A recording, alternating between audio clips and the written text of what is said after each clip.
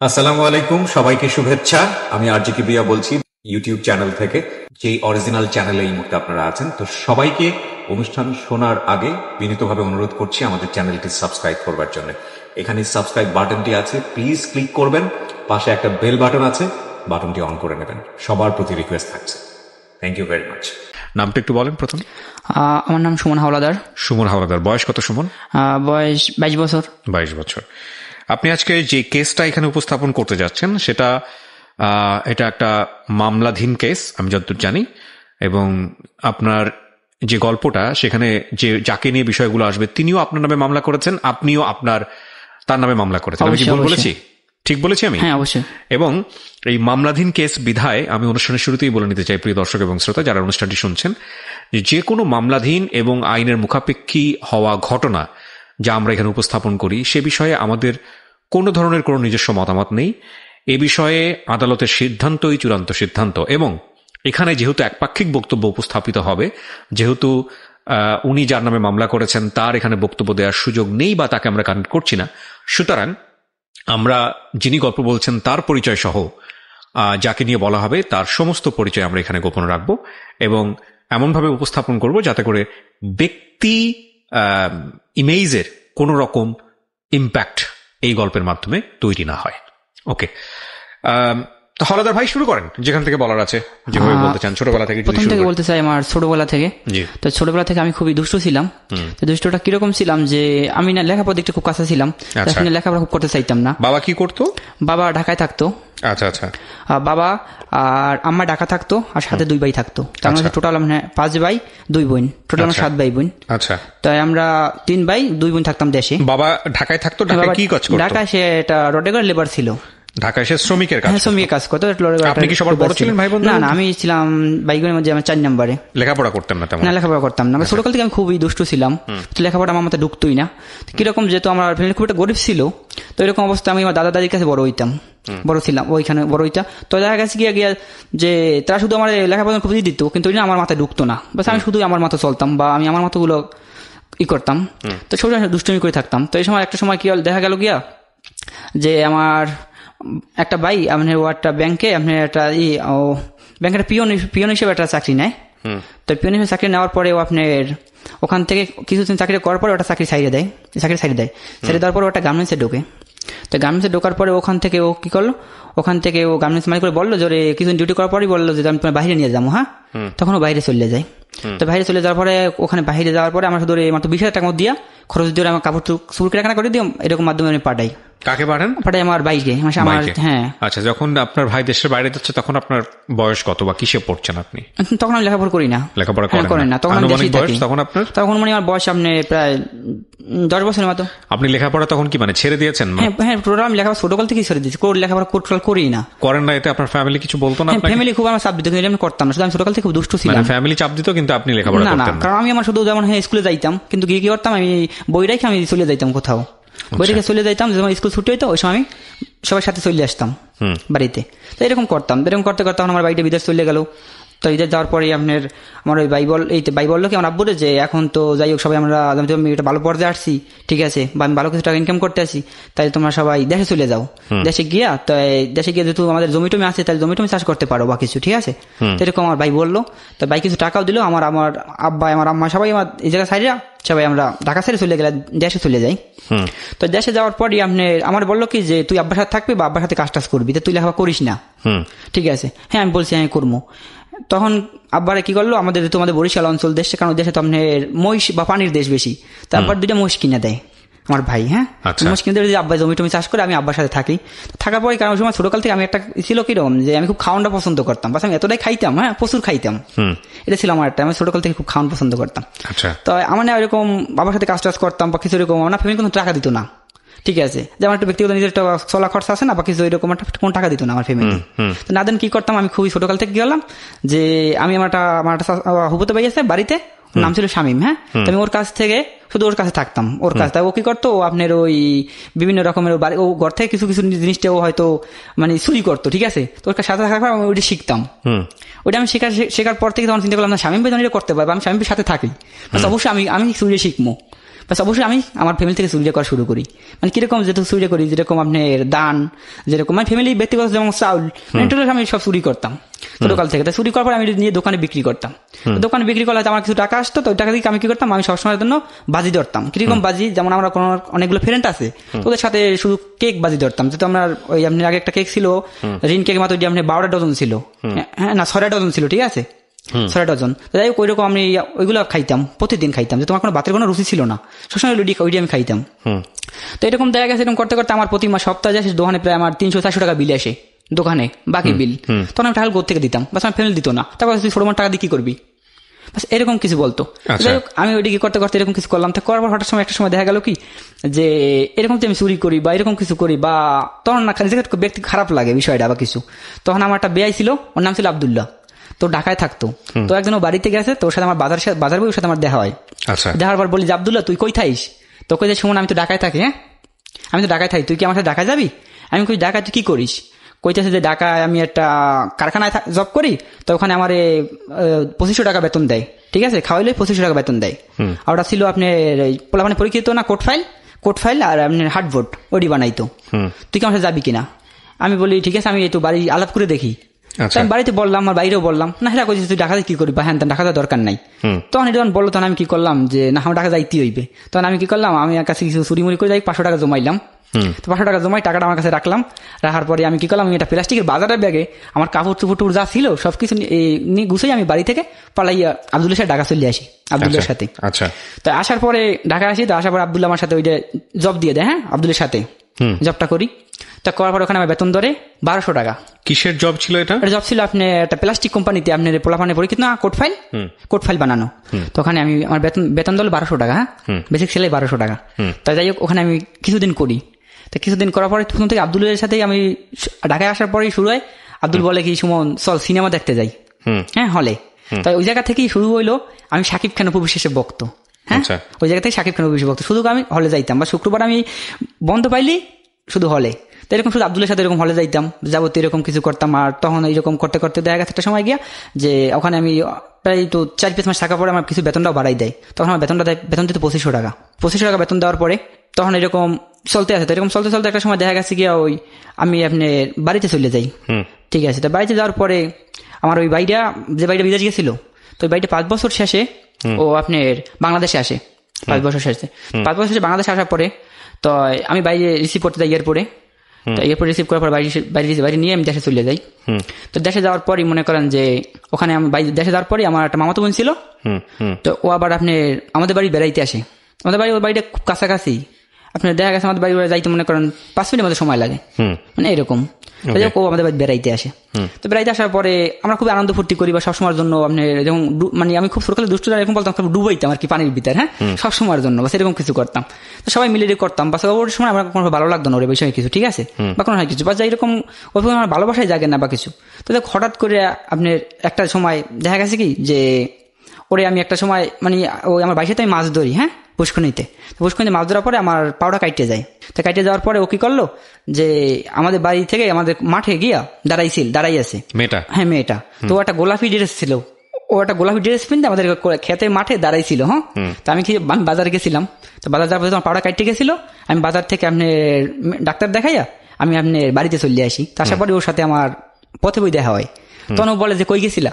তখন আমি কইতে আসি যে এরকম বাড়ির সাথে মাছ ধরছিলাম, তাহলে তোমার পাউডার কাটতে গেছে, হ্যাঁ তাহলে আমি তো ডাক্তারের কাছে গেছিলাম। তখন ও বলে কি ছোটকাল থেকে শুধু মহিষের মতো করো বা কিছু, বা ছোটকাল থেকে শুধু এরকম করো, বাস ধৈর্য সহকারে থাকতে পারো না বা কিছু, হ্যাঁ বা মানুষের খেয়াল করে চলতে পারো না।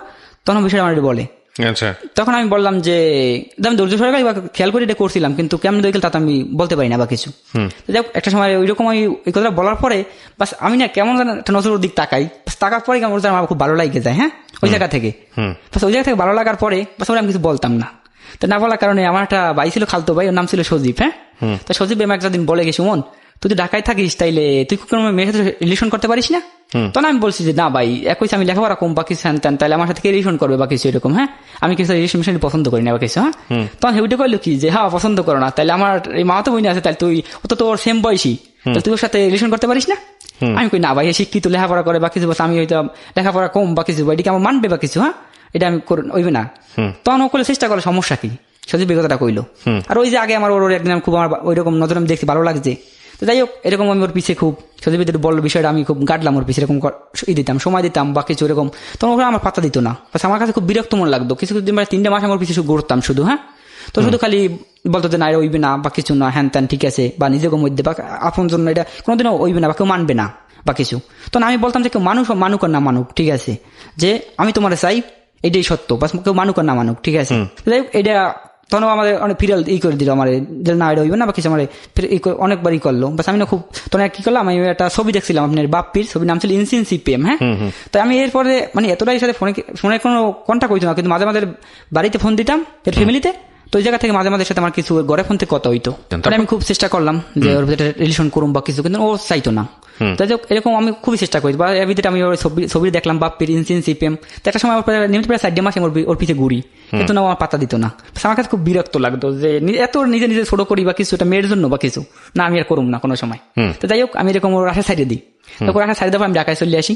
ঢাকায় চলে আসার পরে ওই ছবিটা দেখি, তো দেখার পরে একটা দিন ফোনে কথা বলছিলাম, তো বলার পরে ওই বাপ্পি কি করে ছবিটা শেষে ওই নায়িকাটা বিদায় দিয়ে দেয়, যে বিদায় ভালোবাসা বিদায়, হ্যাঁ, এরকম কিছু। তো আমি ওর বলছিলাম যে হ্যাঁ বিদায় ভালোবাসা বিদায়, আর কোনোদিন আমি তোমার ডিস্টার্ব করবো না বা কিছু। তো যাক ওর সাথে আমার 2 দিন কোনো কথা টথা হইলো না। তো না হওয়ার কারণে ও কি করলো, আপনি ওই দিনকে ছিল 14 ফেব্রুয়ারি, হ্যাঁ, 14 ফেব্রুয়ারি আমার একটা মেসেজ দিল যে তোমার মতো একটা বন্ধু আমার পাশে দরকার, হ্যাঁ, আর তাছাড়া তুমি তো অনেকবার আমার পিছিয়ে ঘুরছিলে বা কিছু, এখন আমি তোমার বুঝতে পারছি, হ্যাঁ। তো এরকম বিষয়টা বলার পরে আমি ওর মেসেজটা পাওয়ার পরে আমি ওরে ফোন দিই। তো ফোনটা দেওয়ার পরে ও বলে যে ফোন তো বেশি কথা কওয়া যাবে না বা কিছু, তো ঘরের ফোন তুমি তো জানোই, আর ফোন তো হয়তো বেশি কথা কইলে হয়তো মায়ের রাগ করবে বা কিছু, আর এরকম তুমি ফোন দাও বা এরকম তো সবাই জানে, হয়তো খারাপ ওই বিষয়টা, তাহলে তুমি এরকম হয়তো 2-5 মিনিট কথা কওয়া বা কিছু। তো এরকম হয়তো তার সাথে প্রায় এরকম 2-5 মিনিট কথা কইতাম। তো কথা করার পরে আমি তার একটা সময় বললাম যে আমি তোমার একটা ফোন কিনে দিই, হ্যাঁ। তখন বললো যে না আমি ফোন চালাইতে পারবো না। তখন আমি বললাম না তুমি একটা ফোন আমি তোমার কিনে দিতে চালাইতে পারো কিনা। তখন বল হ্যাঁ আমার একটা ফোন কিনতে আমি পারুম চালাইতে। যাই হোক তারপরে আমি একটা ফোন কিনে দিলাম 1450 টাকা দিয়ে। তো 1450 টাকা দিয়ে ফোনটা কিনে দেওয়ার পরে তার ফোনটা নিয়ে আমি বাড়িতে যাই। তো বাড়িতে যাওয়ার পরে হ্যাঁ আমি এখন তো ভাবি ফোনটা তারে দিই, হ্যাঁ। তো দেওয়ার পর সে ফোনটা নেয়। তো ফোনটা নেওয়ার পরে তারপর আমি একটা সিম কিনে দিই, পার্সোনাল একটা সিম কিনতে, ওই সিমটা সে চালায়। তো ওই জায়গা থেকে তার সাথে আমার কন্টিনিউ ফোনে কথা যাবতীয় সবকিছু হইতে আছে। তো যাই হোক এরকম ওইতে একটা সময় দেখা গেছে গিয়া যে প্রায় আমাদের প্রায় 1.5 বছর মতো সম্পর্ক হয়ে যায় বা কিছু। আর আমি ঢাকা চলে আসি। তো ঢাকা থাকালে আমি শুধু রাত্রিরে যে সময় আমি এর সাথে কথা করার আগ্রহ থাকতো, আমি যদি চাইতাম যে রাত্রে কথা কম বা কিছু কথা কইতে পারতাম। তার সব একটা কথা ছিল যে রাত্রি যদি কথা কও বাস তুমি কবা, একা কবা, আমি শুনবো, হ্যাঁ, আমি কোনো কথা উত্তর দিতে পারবো না, ঠিক আছে, কিন্তু আমি কিছু সাউন্ড করতে পারবো, আমি তোমার লাইনটা কাটি নাই, আমি লাইনে আসি, বা সেটা ছিল এর কথা। যাই হোক আমি কি করলাম এইরকম শুধু প্রায় 1 বছরের মতো শুধু এর সাথে একা কথা কইতাম। আচ্ছা। আর শুধু হতো রাত্রিরে বাস, কিছু কইতে পারতো না, হয়তো সময়তে কাজ করে দিত যে আমি লাইনটা কাটি না, আমি কিন্তু লাইনে আসি, এটুকু আমার বুঝাইতো। এরকম করতে করতে ঠিক একটা সময় আমার মানসিক সমস্যা হয়ে যায়, কিরকম যে আমি যদি একাও থাকি বা হয়তো একাও আডি, সবসময় আমি একা একা কথা কই। আচ্ছা। বাস আমার এটা ওই ভিতরে এরকম একটা কাজ করে। তো এরকম করতে করতে বাস কিছুদিন পরে আবার গ্যাপ দিলাম যে এরকম যদি আমি একটা মানসিক সমস্যা হয়ে যায় বাকি বাস ওইসি বিষয়টা পুরো। তাই এরকম আমি এরকম রাত্রির কথা বাদ দিয়ে দিই, দিনে কথা কথা এরকম প্রায় 2 বছর রিলেশন আমাদের চলতে আছে। চলাকালে একটা সময় কি হইলো যে আমি বললাম যে, বা এও বললো যে তো আমরা তো রিলেশন করতে আছি বা কিছু, একটা সময় চাইলে আমরা দেখা করতে পারি বা কিছু, আমার বিষয়টা বললো। তাই আমি বলি ঠিক আছে, তাহলে তুমি কিরকম দেখা করতে চাও বা কিছু। আর কইছি না দিনে তো হয়তো আমি তোমার সাথে দেখা করতে পারবো না, কারণ তো দিনে দেখা করলে বা কোথাও ঘুরতে গেলে হয়তো মানুষ মাইন্ড করবে, বা তো এলাকা সবাই তুমি এলাকার ছিল আমি এলাকার মেয়ে, বা সবাই এটা অন্যরকম কিছু ভাববে বা কিছু, ঠিক আছে, তাহলে একটা কাজ করো। আর এমন সময় দেখা গেছে কি যে সময় আমি যখন বাড়ি চলে যাইতাম, বাড়ি চলে যাওয়ার পর এই সময় আপনি তো কোচিনে যাইতো বা স্কুলে যাইতো, কিছু সময় পিস আমি আটতাম। তার সময় আমার বলতো গিয়ে যে এরকম তো আমার পিস আডো, হয়তো মানুষ মাইন্ড করে বা কিছু, একটা সময় কাজ করো, তুমি তো স্কুলে যাও না, আমার কিছু বই বাক করে নাও, তুমিও নাও আমিও নেই, যেহেতু মানুষে জানে, সবাই মানুষ অবশ্যই জানবে সবাই যে তুমি আমি একসাথেই স্কুলে যাই বা কিছু। তো যাই হোক এটা খুব আমার ভালো লাগে বা কিছু যাবতীয় সবকিছু এরকম করতে। তার সময় কি হয় আমি এর সাথে দেখা করি আপনি রাত্রিরে, হ্যাঁ, রাত্রিরে আমরা সময় দেখা করি। তো দেখা করার সময় আপনি এটা আমি বলতাম যে তুমি ঘুমাইও না, হ্যাঁ, তুমি সজাগ থাইকো। তো বল তুমি আবার কয়টা বাজে আর তুমি কই থাকবা বা কিছু। তখন আমি কি করতাম, আমি তোমার দাদুর কাছে ঘুমাইতাম। দাদুর কাছে ঘুমার পরে আমি দেখা গেছে গিয়া যে একটা সময় আমার মায়ের বললাম যে মা আমি দাদুদের ঘুমাবো না। তখন মায়ের বলে কেন তো দাদুর কে ঘুমাবি না, ঠিক আছে। আমি কইতেছি না আমি দাদুদের ঘুমাবো না, ঠিক আছে, দাদু যেহেতু মুরব্বী মানুষ, এই পান খায় বা হয়তো কাছাকাছি করে বা সামান্য ঘুমের ডিস্টার্ব হয়, আমি এর কাছে ঘুমাবো না। তাহলে তুই কই ঘুমাবি। আমি কইছি আমার ওই যে এটা আগে তো বলছি আমার স্বাস্থ্য ভাই হুবতো ভাই আছে শামীম ভাই, আমি এর কাছে গিয়ে ঘুমাবো। মায়ের কথা ঠিক আছে, তোর যেন ভালো তুই হেন যা, তুই যে ঘুমা। তাই আমি কি করলাম স্বামীর কাছে গিয়ে ঘুমাইলাম। আর বিষয়টা আমি স্বামীর সাথে খুব ক্লোজ ছিলাম সবসময়, ছোটকাল থেকেই, বাস এখনো। তো স্বামীর সাথে আমি বিষয়টা শেয়ার করলাম, স্বামীর কাছে কোনো সমস্যাই না, তুই চালাই যে আমি তোর পিছিয়ে আসি, বাস এই কথা স্বামী আমার বলে। তো স্বামীর কাছে আমি শোয়ার পর স্বামী আমার বললো তুই কটা বাজে যাবি রাত্রিরে। বললাম যে আমি তো 2টার দিকে যাবো সাথে দেখা করতে। তখন কয় ঠিক আছে তুই যা, আমি তোর উঠেই দেবো, বাস আমি তোর আগাই দেবো, এটা স্বামী ভাই বলে। তো যাই হোক বলার পরে আমি স্বামী ভাই ও আমার আগাইটা দিল। তাই আমি ওর সাথে দেখা করতে যাই। তো দেখাটা করার শেষে আমি কি করলাম, দেখাটা করে আমি আসি বাড়িতে। তো বাড়িতে এসে আমি আবার শামীম ভাই দরজা খুললো, দরজা খোলার স্বামীর কাছে ঘুমাই গেলাম, বাস বিষয়টা কেউ জানতো না বা কিছু। বাস এরকম তার সাথে প্রায় সময় কন্টিনিউ আমি হয়তো রাত্রির সাথে দেখা করতে যাইতাম। তো একটা সময় কি হলো যে এরকম কিছু কিছু এলাকা সবাই টুকিটাকি তো সান পাওয়ার পরে আমার বাড়ি থেকে না কেমন আমার বলতে দেখো স্বামীর কাছে ঘুমাইতে পারবি না, সারাদিন ঘুমায় রাত্রি উঠে করে এরকম চলে যাবে কিছু। তাই হোক এরকম কিছু করতে হয় স্বামীর কাছে, আমি আর আমার ফ্যামিলি ঘুমাই দিল না। না দাঁড়ানো কি করলো, তাই আমি আমার দাদুরা এরকম ঘুমাইলাম। তো এরকম ঘুমাইতে ঘুমাইতে একটা সময় আমার দুলাভাই আর আমার আবু থাকতো একটা রুমের ভিতরে। হ্যাঁ, তো থাকার পর পার্সোনাল একটা রুম ছিল তাদের। থাকার পরে আমার আবু আর আমার দুলাভাই চলে যায় তাদের বাড়িতে, শ্বশুর বাড়ি চলে যায় আমার আফু। তো শ্বশুর চলে যাওয়ার পর আমি মারি কিনে কইলাম যে মা তাহলে আমি আজকে আবার ওই যে ইতে ঘুমাবো, ওই যে আফুর রুমটাই ঘুমাবো। হ্যাঁ, আমি দাদা ঘুমাইছিলাম, তো আপু নাই, আপু কতদিন আসে তার ঠিক নেই। তো আপু আসলে আমি হয়তো আমি আবার দাদুর কাছে ঘুমাবো। তো আমার কথা ঠিক আছে তুই ঘুমা, হ্যাঁ সমস্যা নাই। তো আমি কি করলাম, আমি গিয়ে আফুর রুমে ঘুমাইলাম। তা আফুর রুমে ঘুমাবার আগে আমি একটা সিদ্ধান্ত করলাম যে আমি তো আফুর রুমে ঘুমাইতে পারি, অবশ্যই আমার আফুর রুম থেকে নাইমে যাইতে পারবো রাত্রি ওর কাছে।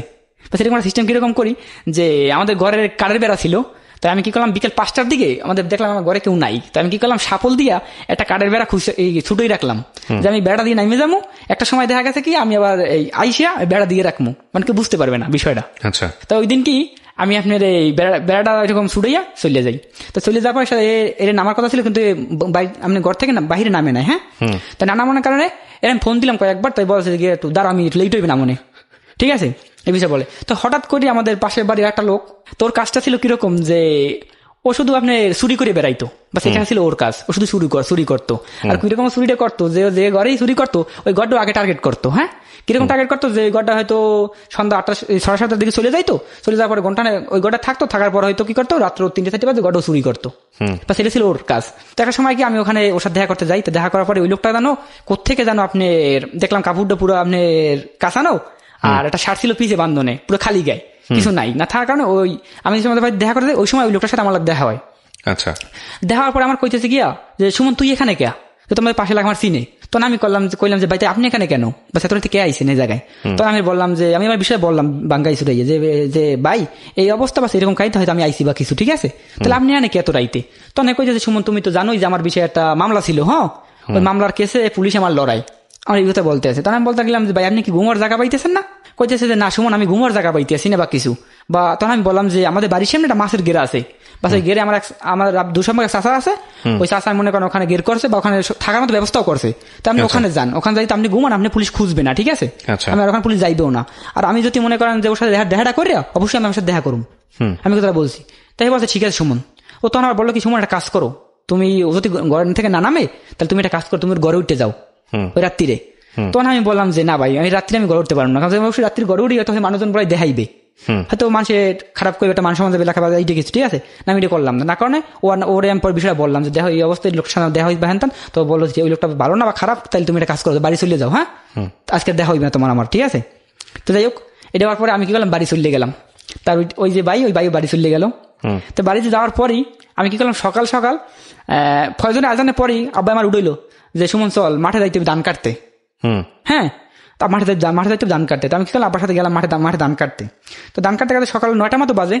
ওই সময় আমার কয় কি আব্বাই যে সুমন খবর শুনছিস, আমি কইছি না তো কি হয়েছে, কয় ওই যে পাশের যে বাড়িটা আছে না, আমি হ্যাঁ ওই বাড়ির তো ওই যে অমুকে তোর এই করছে এই স্বর্ণের চেইন ছিল, স্বর্ণের চেইন নিয়ে গেছে। হ্যাঁ, তখন আমি আর আব্বার এই বিষয়টা বলি নাই যে আব্বা ওই লোকটার সাথে আমার রাত্রি দেখা হয়েছিল বা কিছু হ্যান তান। তখন হয়তো আব্বা যদি বিষয়টা বলতাম আব্বা বলতো রাত্রি তোর ওই সাথে তোর কি সম্পর্ক ছিল বা রাত্রি তুই সাথে কে দেখা করছিলি বা কিছু, বিষয়টা আমি একটাবার বলি নাই। যাই হোক আব্বা আমার কথা বলছে আমার মাথায় রইলো। তো এক সময় দেখা গেছে গিয়ে যে আমার একটা ভাই আছে ও দেশে ব্যবসা করে, হ্যাঁ তোর নাম হয়েছে মিরাজ। তারপরে আমাদের বাইক আছে সবচেয়ে করে বেশি চেনে সবাই, এলাকার সবাই বা সবাই করে ভালো চেনে সবাই, আমার তো খুব কম চেনে, তোমার থেকে ঢাকা ঢাকা ছিলাম। তো ওরে আমাদের বাড়ির পাশে এক লোক ছিল, তার নাম ছিল দুলাল নানা। হ্যাঁ, ওই নানা কইতেছে গিয়ে আমার মিরাজ ভাই রে যে মিরাজ ভাই ও যে মিরাজ এদিকে আসো, তোমার একটা ছোট ভাই থাকে না ঢাকা ঢাকা থাকে সুন্দর করে রাঙ্গা টাঙ্গা, হ্যাঁ তোর নাম কি, আমি কইতেছে ওর নাম তো সুমন। কইতেছে গিয়ে যে তাইলে ওর লাগে আমার কিছু পার্সোনাল কথা আছে, ওই নানাই আমার কইতে আছে, ওই আমার বাইরে কইতে আছে, হ্যাঁ তোর সাথে কিছু পার্সোনাল কথা আছে। বা সেই কথাটা নেওয়ার পরে এই কথাটা মানে আমার নানা সহকারে আমার ভাই সহকারে আমার বাড়িতে যায় সময় সন্ধ্যা 7টার মতো বাজে ওই সময়টায়। তো সময় যাওয়ার পরে আমার ডাক দিল যে নাতি এদিকে গাও। তখন আমি বললাম হ্যাঁ না কি হয়েছে কন দেই, তোমার একটা কথা দিই তুমি সত্যি কথা কবা। হ্যাঁ আমি না সত্যি কথা কম, কি সমস্যা কন দেই, কয় তুমি কি কারের বাইরে ছিলা। হ্যাঁ, আমি কই না তো, কয় না তুমি সত্যি কথা কও, বড় মাল্লা মিথ্যে কথা কইতে হয় না। তুমি গাড়িতে বাইরে ছিলা কিনা। তখন আমি বললাম যে, তখন আমি বিষয়টা নিয়ে একটু দূরে নিয়ে বললাম, আমার বাড়ির কাছ থেকে দূরে নিয়ে বললাম যে হ্যাঁ না এই অবস্থা এরকম কাজ, হ্যাঁ আমি একটু ছিলাম বাইরে, বাকি তো কি সমস্যা কোন দিই। কইতেছে তুমি বলে এই করছো, ওই পাশের বাড়ি স্বর্ণের চেন বলে তুমি চুরি করছো, ঠিক আছে। আমি কইলাম যে না এই কথা কে কইলো, কয় তোমার কালকে কারাতে কি লোক দেওয়া হয়েছিল। আমি কই ও বিষয়টা ও জানাইছে সবাইরে, তুমি রাত্রে ওই পাশের বাড়ির স্বর্ণের চেন চুরি করছো, ঠিক আছে। এটা করার পরে কি করলো যে পুরাটা নিয়ে সিরিয়াসলি শুরু হয়ে গেল লেখার মধ্যে বা কিছু। তখন আপনি চুরি করছেন? হ্যাঁ আমি চুরি করছি। আর ওর ফ্যামিলিও সবাই জানাজানি হয়ে গেল যে আমি ওর সাথে রিলেশন করি, বা আমরা রাতে আসছিলাম দেখা করার জন্য, সোনিয়ার সাথে রিলেশন করতাম, বা সবাই দেখার জন্য, মানে পুরো বিষয়টা নিয়ে সবাই এলাকা সবাই জানিয়ে গেল বিষয়টা যে ওরা আমার সম্পর্ক আছে বা আমরা রাতে দেখা করি। বাস এটা হওয়ার পর থেকে কি হইলো যে আপনি আমাদের এলাকায় সে মেম্বার ছিল, তো মেম্বারের মাধ্যমে হয়তো আনি আর কিছু লোকজন ছিল, আমাদের ডাকার পরে তা আব্বা কি করলো, ওই সবাই সামনে মার দিল। কি মার দিল যে আরো আমার ছেলে মেয়ে আছে সবাই সামনে কোনো কলঙ্ক না, বাস তোর এটা কে হইলো, ঠিক আছে, বা তুই এরকম কে করলি বা কিছু, আর তুই কে এরকম কি করলি কে, বাস এটা করার পরে আমার কি করলো যে করে দিল যে ঠিক আছে, তাহলে আমার অনেক লোকটা ছিল সবাই দাদাদারি ধরলো যে না ছোট মানুষ ভুল করছে বা কিছু বুঝতে পারে না কিছু, ঠিক আছে। তখন থেকে শুরু হলো বিয়ে দিবে। তারা কি করে, ও আপনি বিভিন্ন জায়গায় ছেলে দেখতে চায় বা মানে সব জায়গায় এরকম খোঁজ লাগায় ওরে বিয়ে দিবে বা কিছু, ঠিক আছে। তখন এই বিষয়টা আমার যে ভাই বিদেশ আপনি বিদেশ চলে গেল, তো ভাই জানলো বিষয়টা। বিষয় জানার পর ভাই আমার ফোন, ভাই সাথে আমি খুব ক্লোজ ছিলাম, তো ভাই আমার ফোন দিল যে সুমন এই অবস্থা এরকম কাহিনী, এরকম কে করলি, আর একটা জিনিস দেখ যে বর্তমান তো বয়স কম, হ্যাঁ এরকম কে করলি যে কম বয়সে বা কিছু হয়তো মানুষও খারাপ বিষয়টা বা কিছু হ্যান তান, তাহলে তুই এরকম কে করলি, তা তুই একটা কাজ কর, যা করছিস না করছিস এইরকমই থাকুক, হ্যাঁ তুই ঢাকা চলে যা, তুই ঢাকা যাই, তুই আগে চাকরিটা করবি তুই কর, ঠিক আছে, আর ওর মতো থাকুক, হ্যাঁ ওর মতো থাকুক, ও থাইকে লেখাপড়াটা যা কিছু করে ওর মতো তুই ঢাকা চলে যা। আমি কিছু না আমি ঢাকা যাবো না, ঠিক আছে, আমি কেমন ভালোবাসি তোর আমি বিয়ে করুম বা কিছু, হ্যাঁ। আর ও আমার জন্য খুব পাগল ছিল, তো এটা ছিল। আর এরকম আমি কিছু পরে দেখা গেছে কি একটা কথা, এরকম করতে করতে পরে একটা কথা আমি ভুলে গেছি, বলা হয় না, তোর আমি একটা ফোন কিনে দেওয়ার পরে ও ফোনটা কিছুদিন চালায়, তারপর ধরা খাইয়ে যায়, ওর বাড়ি কেসে ওর বড় ভাইকে ধরা খাইয়ে যায়। আর ওর বড় ভাই আরও প্রায় 1 বছর ডিফারেন্স, হ্যাঁ ওর 1 বছর ডিফারেন্স হইবে এরকম। তো বড় বাড়ির কাছে ধরা খাইয়ে যায়, ধরা খাইয়ে যাওয়ার পর বাড়ির কাছে সবকিছু স্বীকার করতে হয়, যে কে ফোন দিছে, কেটা করে যাবতীয় সবকিছু বাড়ির কাছে অবশ্যই স্বীকার করে দেয়। স্বীকার করার পরে আপনি মনে করেন এরকম পরে পুরো এলাকার আমাদের পুরো থানায় সবাই জানিয়ে যায় এমন একটা অবস্থা নিয়ে। তো জানার পরে আপনি করা হয়েছিল, তখন ভাই বললো যে ঢাকা যা, আমি বলছিলাম ঢাকা যাবো না। তখন ভাই আমার একটা বুদ্ধি দিল যে ঢাকা যদি না যাও তাহলে তুই একটা কাজ কর, তোর ভালোবাসে কিনা মন থেকে বা কিছু, হ্যাঁ আমি বলছি অবশ্যই আমার ভালোবাসে, ঠিক আছে, বা সেটা আমি এতটা ভালোবাসি বা এর জন্য আমার পড়াটা আমি দিয়ে দেবো, হ্যাঁ আমি এতটাই ভালোবাসি, আমি কোনোদিন বলতে পারবো না বা কিছু, ঠিক আছে, সবকিছুর বিনিময়ে আমি এটা চাই, এটাই বললাম আমার বাইরে। তো ভাই বললো একটা কাজ কর, তাইলে তুই একটা কাজ কর, আমি তোর যেরকম শুনবি, আমি কইছি হ্যাঁ বলেন। তখন কইছে তোর আমি কিছু টাকা দিই, টাকা চলে যা বাইকে তোরা দুইজনে, আগে টাকা তো নেই, তারপর যা করা করবি আনে, হ্যাঁ ডিসিশন নিয়ে আগে ঢাকায় চলে যা। তখন আমি বাসিতে কন্ট্যাক্ট করে কন্ট্যাক্ট করলাম যে এখন দেখো যে বিষয়টা সবাই জানি গেছে, আমার কিছু হয়ে গেছে একটা সময় না, গিয়ে তোমার ফ্যামিলি বিয়ে দিয়ে বাস আমি তো তোমার পাবো না বা কিছু, বাস তুমি আমার সত্য ভালোবাসছিলাম বা কিছু, তোমার ভালোবাসা ব্যর্থ যাবে বা কিছু, ঠিক আছে, তাহলে তুমি আমার সাথে ঢাকা যাবা কিনা। আমি কইছে হ্যাঁ অবশ্যই তোমার সাথে ঢাকা যাবো। তখন আমি কি করলাম, আমার ভাই আমার টাকা দিল, ভাই আমার 10,000 টাকা দিল বিকাশে পাঠাইয়া। তো 10,000 টাকা দেওয়ার পরে আমি কি করলাম, আমি আমার সেটা নিয়ে আমি আমার স্টেশনে গিয়ে আমি গাড়ির টিকিট কাটলাম, মানে আমি সবকিছু সোনির সাথে কন্ট্যাক্ট করি আর কি, ঠিক আছে, নিয়ে টিকিট কাটলাম। তো টিকিট কাটার পরে ভাই বললো কি সুমন তাহলে তুই একটা কাজ করিস, তুই ইতে থাকিস, তোর বাবির কাছে থাকিস, হ্যাঁ রাত্রিরে তোর বাবির কাছে থাকার পর বাবি সবকিছু শিখেই দিবে না, ঠিক আছে, বা কিছু কেমন যাবি বা কিছু প্ল্যানটা করবে সবকিছু করিয়ে দিবে না, ঠিক আছে। তো আমি রাত্রে যাই, আমি সকালে বাবির কাছে যাই, টিকিট মিকিট যাবো সবকিছু করিয়া আগে মানে পরের দিন আমাদের গাড়ি ছিল। তো ঠিক আছে, তখন বাবিকে বাবি বললো সুমন এই অবস্থা বেশ এরকম কাহিনী করবা, নতুন একটা সিম নিবা, ঠিক আছে, ওই সিমের নাম্বার শুধু তোমার বাইয়ের আমি জানবে আর কেউ জানবে না, ঠিক আছে, আর ওরা তুমি কিভাবে কি করবা মানে সবকিছু আমার বুঝেই দিল, পরে এইভাবে ম্যানেজ করবা বা কিছু। তখন আমি টিকিট সবকিছু নিয়েই ফোন দিলাম যে আজকে আমি টিকিট নিয়ে এলাম, তাহলে আমাদের সকাল 9টায় আমার গাড়ি, ঠিক আছে, সকাল 9টায় আমার সাথে যাইতে হইবে। তখন বাবিরা বলে কি শুনুন একটা কথা আমি তোমার বলি যে সোনিয়া তোমার সাথে শিওর যাইবে কিনা, তোমার নাম্বারটা দাও আমি একটু যাচাই বাছাই করি বা কিছু। তখন বাবি আবার ফোন দিল, তো তুমি কি সুমনের সাথে যাবা কিনা বা কিছু, কইছে আমি যাবো সুমনের সাথে, আমি সুমনের সাথে যাবো। তখন আমার বাবির কথা বললো যে দেখো সময় দেখা গেছে গিয়ে যে একটা মেয়ে একটা ছেলের লাইফ কিন্তু নষ্ট করে, ঠিক আছে, কিরকম যে তুমি আমার ভালোবাসো আবেগে যাবতীয় সবকিছু করে ত্যাগ করবে, একটা সময় গিয়ে যে তুমি তোমার ফ্যামিলির কাছে বা যাবতীয় সবার কাছে একটা সময় পরিস্থিতি শিখে তুমি বলবা যে সুমন আমার জোর করে নিছে বা আমি আমার নিজের মন থেকে যাই নাই, তখন হয়তো সুমনের লাইফটা নষ্ট হয়ে যাবে বা কিছু, ঠিক আছে। তখন কি করলো, ওর কথাগুলো বাবি রেকর্ড করে রাখলো, ঠিক আছে, বাবি রেকর্ড করে রাখার পরে হ্যাঁ বাবি ওর সাথে কনফার্ম হলে অবশ্যই যাইবে। তো যাই হোক ওরে আমি নিয়ে চলে গেলাম ঢাকায়।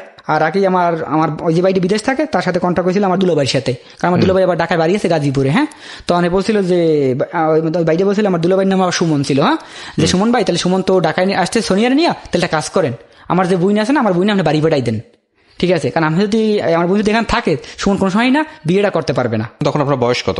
তখন আমার বয়স ছিল আপনি মনে করেন যে প্রায় 15-16 বছর মতো ছিল, এরকম। সে প্রায় 1 বছর ছোট ছিল। মানে সবাই দুজনেই আপনারা নাবালক? হ্যাঁ হ্যাঁ, প্রায় সেম, প্রায় একটা মানে দুজনের সেম বয়সী। হ্যাঁ এরকম। তো যাই হোক আমরা ঢাকায় আসি। তো ও সময় ও পরে কি, ও সময় আমি ক্লাস 8 পড়তো। যাই হোক এরকম আমরা ঢাকা চলে আসি দুজনে। তো ঢাকা চলে আসার পরই মনে করেন যে আমার দুলাভাই কি করলো, আমার আফুর বাড়ি পেটাই দিল। তো বাড়ি বেড়াই দেওয়ার পর আমরা ঢাকায় আসি। তো ঢাকা আসার পরে আমরা দুজনে একসাথে কিছুদিন থাকি। তো থাকার পরে কি আমার ওই দুলাভাই আমার বুঝাইলো বা ওরা অনেকক্ষণ বুঝাইলো যে দেখো তোমার যেটা বয়সে বুলডো করছো বা কিছু, ঠিক আছে, তো এটা ঠিক না, তাহলে একটা কাজ করো যে তোমার বাড়ি চলে যাও, বিয়েটা না করি। হ্যাঁ, আর আমার সময় দেখা গেছে কি যে আমার ওই মানে এলাকা কিরকম জানাজানি হলো বিষয়টা, যে আমার ছোট একটা ভাই ছিল, ও আর স্কুলে পড়তো, ঠিক আছে। তো পড়ার সময় একটা সময় গিয়ে আমি যে সময় আমার বাড়ি থেকে ওরা নিয়ে বাইকে যাই, তখন দেখা গেছে কি যে আমি আমার মায়ের কইলাম যে মা আমি তো করবো সকালে আমি বাবির বাড়ি চলে যাম বা কিছু। তখন মাই বলছে তুই বাবির বাড়ি কে যাবি বা কিছু। তখন আমি বললাম এরকম একটা মিথ্যে কথা বললাম মার সাথে যে বাবির আব্বার না ধান কাটা হয় না, হ্যাঁ ধান কাটা বাকি আছে, তো আমার না বলছে এটি কাটতে হবি বা কিছু, ঠিক আছে। তো আমি সেই জন্য সেইখানে চলে যাম বা কিছু, ঠিক আছে। আর তার আগের দিন আমি আমার না বললাম যে কারণ আমার দুলাই বলছিল যে শুধু যদি বিয়ে করতে তাহলে জন্মনিবন্ধন কার্ড দরকার বা কিছু। তা আমি জন্মনিবন্ধন কার্ড খুঁজলাম। তো আপু বলে জন্মনিবন্ধন কার্ড দিয়ে কি করবি বা কিছু। আমি কই না হ্যাঁ দরকার আছে বা কিছু। যাই হোক এটা করাটার পরে সবকিছু কাগজপত্র আমি গুছ করলাম। তো গুছ করে আমি আমার চলে যাই, মানে বাবির বাড়ির কথা কইয়া চলে যাই। আমি বলছিলাম যে আগে তুমি কি করো, তুমি যে স্কুল ব্যাগে বইগুলো নিতা, টোটাল স্কুল ব্যাগে তুমি করবা যে সবগুলোই নিবা, কাপড় চুপুর নিবা, হ্যাঁ কোনো বইটু নিবা না। তো কি করলো স্কুল ব্যাগে সবগুলো কাপড় চুপুর টুপুর নিল। তো এরকম কাপড় চুপুর যাবতীয় সবগুলো নিয়ে ও আপনি আমার সাথে চলে যাইলো বাস স্ট্যান্ড। তো বাস স্ট্যান্ড যাওয়ার পরে আমরা মনে করেন যে আসি। আর ওই সময় যে ও আমরা তো মনে করেন বিকেল 4টে থেকে স্কুল ছুটি হয়, বিকেল 4টের সময় আমার বাইরে ছুটি হয়। তখনই মানে এলাকা সবাই জানা জানি হয়। তখন আমার ভাই গিয়ে বলে আমার মায়ের যে মা আজ একটা স্কুলে কাম হয়েছে। তখন মায় বলে কি কাম হয়েছে, কই যে স্কুলে যায় নাই। তখন কই যে স্কুলে যায় না, তাহলে তো সুমনও বাড়ি নেই, তাহলে কই গেল। তখন কি করলো আমার বাবিরে ফোন দিল আমার মায় জিজ্ঞেস সুমন কই, কইছে না মা সুমন তো আমাকে বাড়ি আয় নাই। কইতেছে গিয়ে যে হ্যাঁ সুমন আইছে, সুমন তোমার বাড়ি আছে কথা কই গেছে আমার কাছে। তখন বাবির বললো যে বাবি কিন্তু বিষয়টা জানে, মাকে তো বলে নাই। তখন বলে যে সুমনে ফোন দেন। তখন মায়ের ফোন দিলাম, আমার ফোন দেখে বন্ধ। তখন হয়তো বিষয় সবাই এলাকা জানতানি মায়ের সবাই জানতো যে না বেগে গিয়ে ঢাকা আসার পরে তো মনে করেন যে শুরু করলাম। তারপর মনে করেন যে আমার দুলাই ভাই বললো যে সুমন তুমি বিয়েটা করো না, তোমাদের কম বয়স বা কিছু, ঠিক আছে, তাহলে কাজ করো, তোমার ঢাকায় বাইক গিয়ে আসছো, তাহলে একটা কাজ করো, তোমার এই করো, তাহলে তুমি বাড়ি চলে যাও, ও বাড়ি চলে যাই, ওরা বাড়ি ভাড়াই দিন বা কিছু, ঠিক আছে, এরকম তোমার বিয়েটা করো না। আর আমার বাইরেও কথা ছিল যে সুমন তুই বিয়ে করিস না বা কিছু, ঠিক আছে, তাহলে একটা সময় তোদের বয়সটা ওই সময় বিয়ে করবি, তো বর্তমান কম বয়স, ঠিক আছে, এই কথা বলে তোর বাড়ি চলে যাবা কিছু, বাড়ি চলে গেলে হয়তো এলাকা সবাই জানা হয়ে গেছে বিষয়টা, আর বাপ মায়ের কোথাও বিয়ে দিতে পারবে না কিছু, হয়তো পরে বিয়ে করবি বা কিছু, বা সেরকম একটা প্ল্যান ছিল। হ্যাঁ, তো এর কথা ছিল যে না আমি যখন ঢাকায় আসছি বা তোমার সবকিছু ছাড়িয়ে আসি ঢাকায়, তাহলে আমি বিয়ে করুম, বিয়ে আমার অবশ্যই করতে হইবে, বিয়ে ছাড়া আমি বাড়ি যাবো না, এটা বিয়ে করবই। তাই আমি বলতাম যে আমি বিয়ে করবো না, বা বিয়েটা পরে কম পাচ্ছি, আমি তো বিয়ে করে কি খাওয়াম বা কিছু এরকম কিছু ছিল, বাস আমার ভালো চাকরি ছিল না বা কিছু, ঠিক আছে, এর কথা ছিল যে ছিল থাকুক না থাকুক, দরকার গার্মেন্টস চাকরি করুম, কিন্তু দরকার বিয়ে অবশ্যই করা লাগবে, সেটা ছিল এর কথা। তখন আমাকে কি করা আছে, তখন আমি বাইরে ফোন দিলাম যাবতীয় সবাই, তখন বাইক কলেজে সুমন যখন যাদের করছি তাহলে বিয়েটা করে হেলা বা কিছু, ঠিক আছে, তারপর আমরা তো আসি, এটা ছিল আমার বাইরের কথা, শুন যে আমার বাই ছিল, তো এটা ছিল আমরা তো আসি, তুই বিয়েটা কর। তাই কি করলাম আমরা, বিয়েটা করলাম। তো বিয়েটা করার সময় কি করলাম, আমার দুলো ভাই যে সময় ছিল না, বিয়ে করলেন কিভাবে, আপনার তো বয়স অল্প, ইয়েরও বয়স অল্প। হ্যাঁ, তখন কি করলাম আমরা যে বয়স হয়তো বাড়াই দিলাম, তোর 18 বছর দিলাম, 18 বছর দিলাম, বাড়াই দিয়ে কি কাজী অফিসে বিয়ে করলেন নাকি কোর্টে বিয়ে করলেন? না কোর্টে না, আমি বাসায় করলাম, কাজী করছেন। হ্যাঁ, কাজীকে পয়সা দিয়ে আপনারা এগুলো বাড়াইছেন? হ্যাঁ, এগুলো বাড়াইছিলাম। যাই হোক বাড়াইবার পরে যাই হোক আমরা বিয়েটা দুজন করি। তো করার পরে আমার বিয়ে এমনি দিনমহল ছিল, মানে দিনমহল ছিল 1 লাখ টাকা। হ্যাঁ, 1 লাখ টাকা লেখা ছিল। তাই আমার দুলাই বলছিল কি যে 5 লাখ টাকা লিখে দেবো, ঠিক আছে, তো আমি বলছিলাম যে না তাহলে বিয়েই করুম না বা কিছু। তখন যাই হোক আমার কথা মতো যাবে সবকিছু করে 1 লাখ টাকা লেখে। তো 1 লাখ টাকা লেখার পরে কিছুদিন আমি বিয়ে ঠিক করার পরে এলাকা সবাই জানাতে সবকিছু জানানো হয়ে গেল। তো জানানো একটু পরে বিষয়টা কি হলো, একটা সময় আমার আব্বাই আমার ফোন দিল। হ্যাঁ, যে ফোন দিয়ে কইলো কি সুমন যা করছিস তোরা করছিস, তাহলে একটা কাজ কর, তুই বাড়ি চলে যা, বাড়ি আই পর। হ্যাঁ, তুই বাড়ি আয়, কারণ তুই বাড়ি ও তো বর্তমানে ক্লাস 8 পড়ে, ঠিক আছে, তাহলে তুই একটা কাজ কর, ওর লেখাপড়া নষ্ট করিস না, তুই ওর লেখাপড়াটা করা। হ্যাঁ, কারণ একটা সময় তোর ফ্যামিলি বলবে যে এমন একটা লোকের সাথে গেল যে তোর লেখাপড়া দিয়ে করাইতে পারলো না বা কিছু, তাহলে তুই লেখাপড়াটা নষ্ট করিস না, তুই আর লেখাপড়া তুই করিস না, বাস মর্মতা বুঝবি না, তাহলে তুই লেখাপড়াটা করা। তখন আমি বললাম যে না আব্বা তো বাড়ি যেতে কইছে, আর আব্বা এই কথা বলছে যে এখন যদি বাড়ি না যায় পরবর্তী কিন্তু বাড়ি টাকা মানে উঠতে দিবে না বা কিছু। তাই করলো যে আব্বা যখন বলছে চলো বাড়ি যাই, গেলাম বাড়িতে। তো বাড়িতে যাওয়ার পরে এবার কি করলো, এবার ওই সময় মাঝে মাঝে ফ্যামিলির সাথে কিছু কন্ট্যাক্ট করতো, যেমন বাড়ির সাথে করতো, তার আমার সাথে করতো, তাই এবার বিষয়টা জানাইলো যে আম্মা আমি অমুক দিন বাড়ি আইতেছি। বিয়ে করছে এটা তো জানে? হ্যাঁ বিয়ে করছে, এটা ফ্যামিলি জানে, আমার ফ্যামিলি জানে বিষয়টা। তো যাই জানার পরে এর ফ্যামিলিতে মাঝে মাঝে কন্ট্যাক্ট করতো, আমি বাড়ির সাথে দিনকে আমরা বাড়ি চলে যাম ওই দিনকে কন্ট্যাক্ট করে বাড়ির সাথে যে ভাই আমি কিন্তু বাড়িতে আইতেছি বা কিছু। তখন ভাই বললো যে ঠিক আছে যখন বাড়ি আইতেছিস তাইলে যে সময় আমাদের বাস স্ট্যান্ডে আসবি তা আসার পর ওই সময় আমার আগে ফোন দিয়ে রাখবি, ফোন দিলে আমি তোরে আমার সাথে করিয়া আমি আমার নানাক বাড়িতে নিয়ে যাবো। কারণ বিষয়টা সবাই জানবে যে না ও নানাক বাড়িতে গেছিল, সুমন গেছিল ঢাকা বা কিছু, কিন্তু আমার বাইকে গেছে কেউ বুঝতে পারবে না বিষয়টা বা কিছু। তো যাই হোক আমরা ঢাকা থেকে বাড়ি চলে যাই। তো বাড়ি চলে যাওয়ার পরই মনে করেন দেখা গেছে গিয়া যে আব্বা যে আমি বাড়িতে যাই, তো ভাই যাওয়ার পরে ওরা বাস স্ট্যান্ড থেকে ওর ভাই ওরে নিয়ে যায়। তো ভাই নেওয়ার পরে আমি বাড়ি চলে যাই একা। তখন আব্বা আমার জিজ্ঞাসা তুই একা আইসিস কে, বাড়ি চলে গেছে। তো অনেক কইতেছে গিয়ে যে বুলডোজার করছিস মানিয়ে নিস অবশ্যই, কিন্তু কে পাঠাইছিস কথা বাস ওর সময় ওটা বয়স কম বা কিছু দেখা গেছে কি একটা সময় যদি মামলা করে বা কিছু ওর সময় করে ঠিক আছে আমার বুড়ো বাস তুই জেল খাটবে আমিও খাটুম, ঠিক আছে তার সাথে কাজ কর অবশ্যই বুঝাইতে পার কিছু, তাহলে তুই ওরে নিয়ে আয় সাথে করিয়ে বা কিছু। তখন আমি বললাম যে তুমি বিষয়টা কে গেলা বা হ্যান না, বলছে আমি আমার নিজের দিকটা সেই পর্যন্ত গেছিলাম বা কিছু। তাই ওর আবার আমাদের বাড়িতে নিয়ে আসি, তাই আবার ও আমাদের বাড়িতে চলে আর থাকে। থাকার পর ওই জায়গা থেকে আমি লেখাপড়াটা করাই কিরকম, যেমন ক্লাস 8 থেকে আমি ক্লাস 8 থেকে ওর থেকে আমি লেখাপড়া করাই। তো 8 থেকে বর্তমানে ও আমার সাথে লেখাপড়া করবে। পরে আমি ক্লাস 8 থেকে লেখাপড়া করাই, 8 থেকে লেখাপড়া করার পরে মনে করেন যে আমি মেট্রিক পাসটা করাই। হ্যাঁ, তো মেট্রিক পাসটা করার পর বললো কি যে আমি তোমার সাথে ঢাকায় যাবো আবার। তো আমার সাথে ঢাকায় চলে আসলো। তো ঢাকায় চলে আসার পরে কি করলো যে এবার আমরা ঢাকা কিভাবে থাকবো কিছু, তখন বলে যে তুমি যে তোমার আগে চাকরিটা করছো বা তুমি চাকরিটাই করো ঠিক আছে, আর আমি কিছুদিন আমার বইন আছে বইনের কাছে থাকি বা কিছু, আমার বাবি টেবিলের কাছে কিছুদিন ছিল। থাকার পরে আমি আমার ওই যে মালিকের সাথে কন্ট্যাক্ট করলাম যে আমি যদি বাসা নিয়ে থাকতে চাই হ্যান কয় টাকা দিবেন। তখন বললো যে সময় তোমার আমি 10,000 টাকা মত দিব বা কিছু, ঠিক আছে তুমি করো, তাইলে বাসা নিয়ে থাকতে পারো তাহলে থাকো। তা আমরা কি করলাম, আমি ওরে নিয়ে ঢাকা একটা বাসা রাখলাম কেরানীগঞ্জ, বাসা ভাড়া ছিল 2500 টাকা, ঠিক আছে। তো আমার সাথে আরো কিছু বন্ধু বান্ধব ছিল, ওরা খুব আমার হেল্প করতো। কি কাজ করতেন আপনি ওই সময়? আমি ওই যে প্লাস্টিক কাজটাই করতাম, কাজ করতাম। আপনি যে বিয়ে করে নিয়ে আসলেন ওর বাবা মা কিছু বলেনি আপনাকে ওই সময়? আমার বাবা না ওর বাবা মা দুজনের বাবা মাই? হ্যাঁ, বাবা মা বলতো যে তোরা এটা কে করছিস বা কিছু হ্যান, কিন্তু মানতো না। বাস বিষয়টা হলে হের ফ্যামিলি আমার ফ্যামিলি এতটাই যুদ্ধ করতো, ঠিক আছে। বাস কথা হলে আমি এটা কে করুম, এটা কথা ছিল আমার ফ্যামিলি থেকে, আর ওর ফ্যামিলি কথা ছিল কে যাবি বা কিছু। বাস এরকম খুব যুদ্ধ করতো আমার ফ্যামিলি, ওর ফ্যামিলি। বাস এই বিষয় নিয়ে একবার খুব মারামারি লেগে যায় ওর ফ্যামিলি আমার ফ্যামিলি নিয়ে সবকিছু। যাই হোক এটা আপনার হওয়ার পরে এরকম আমি ঢাকায় চলে আসি, তো আসার পরে আমি বাসা রাখি বা কিছু, যাই হোক রিফন্ডের মাধ্যমে আমাদের বাসাটা দিল।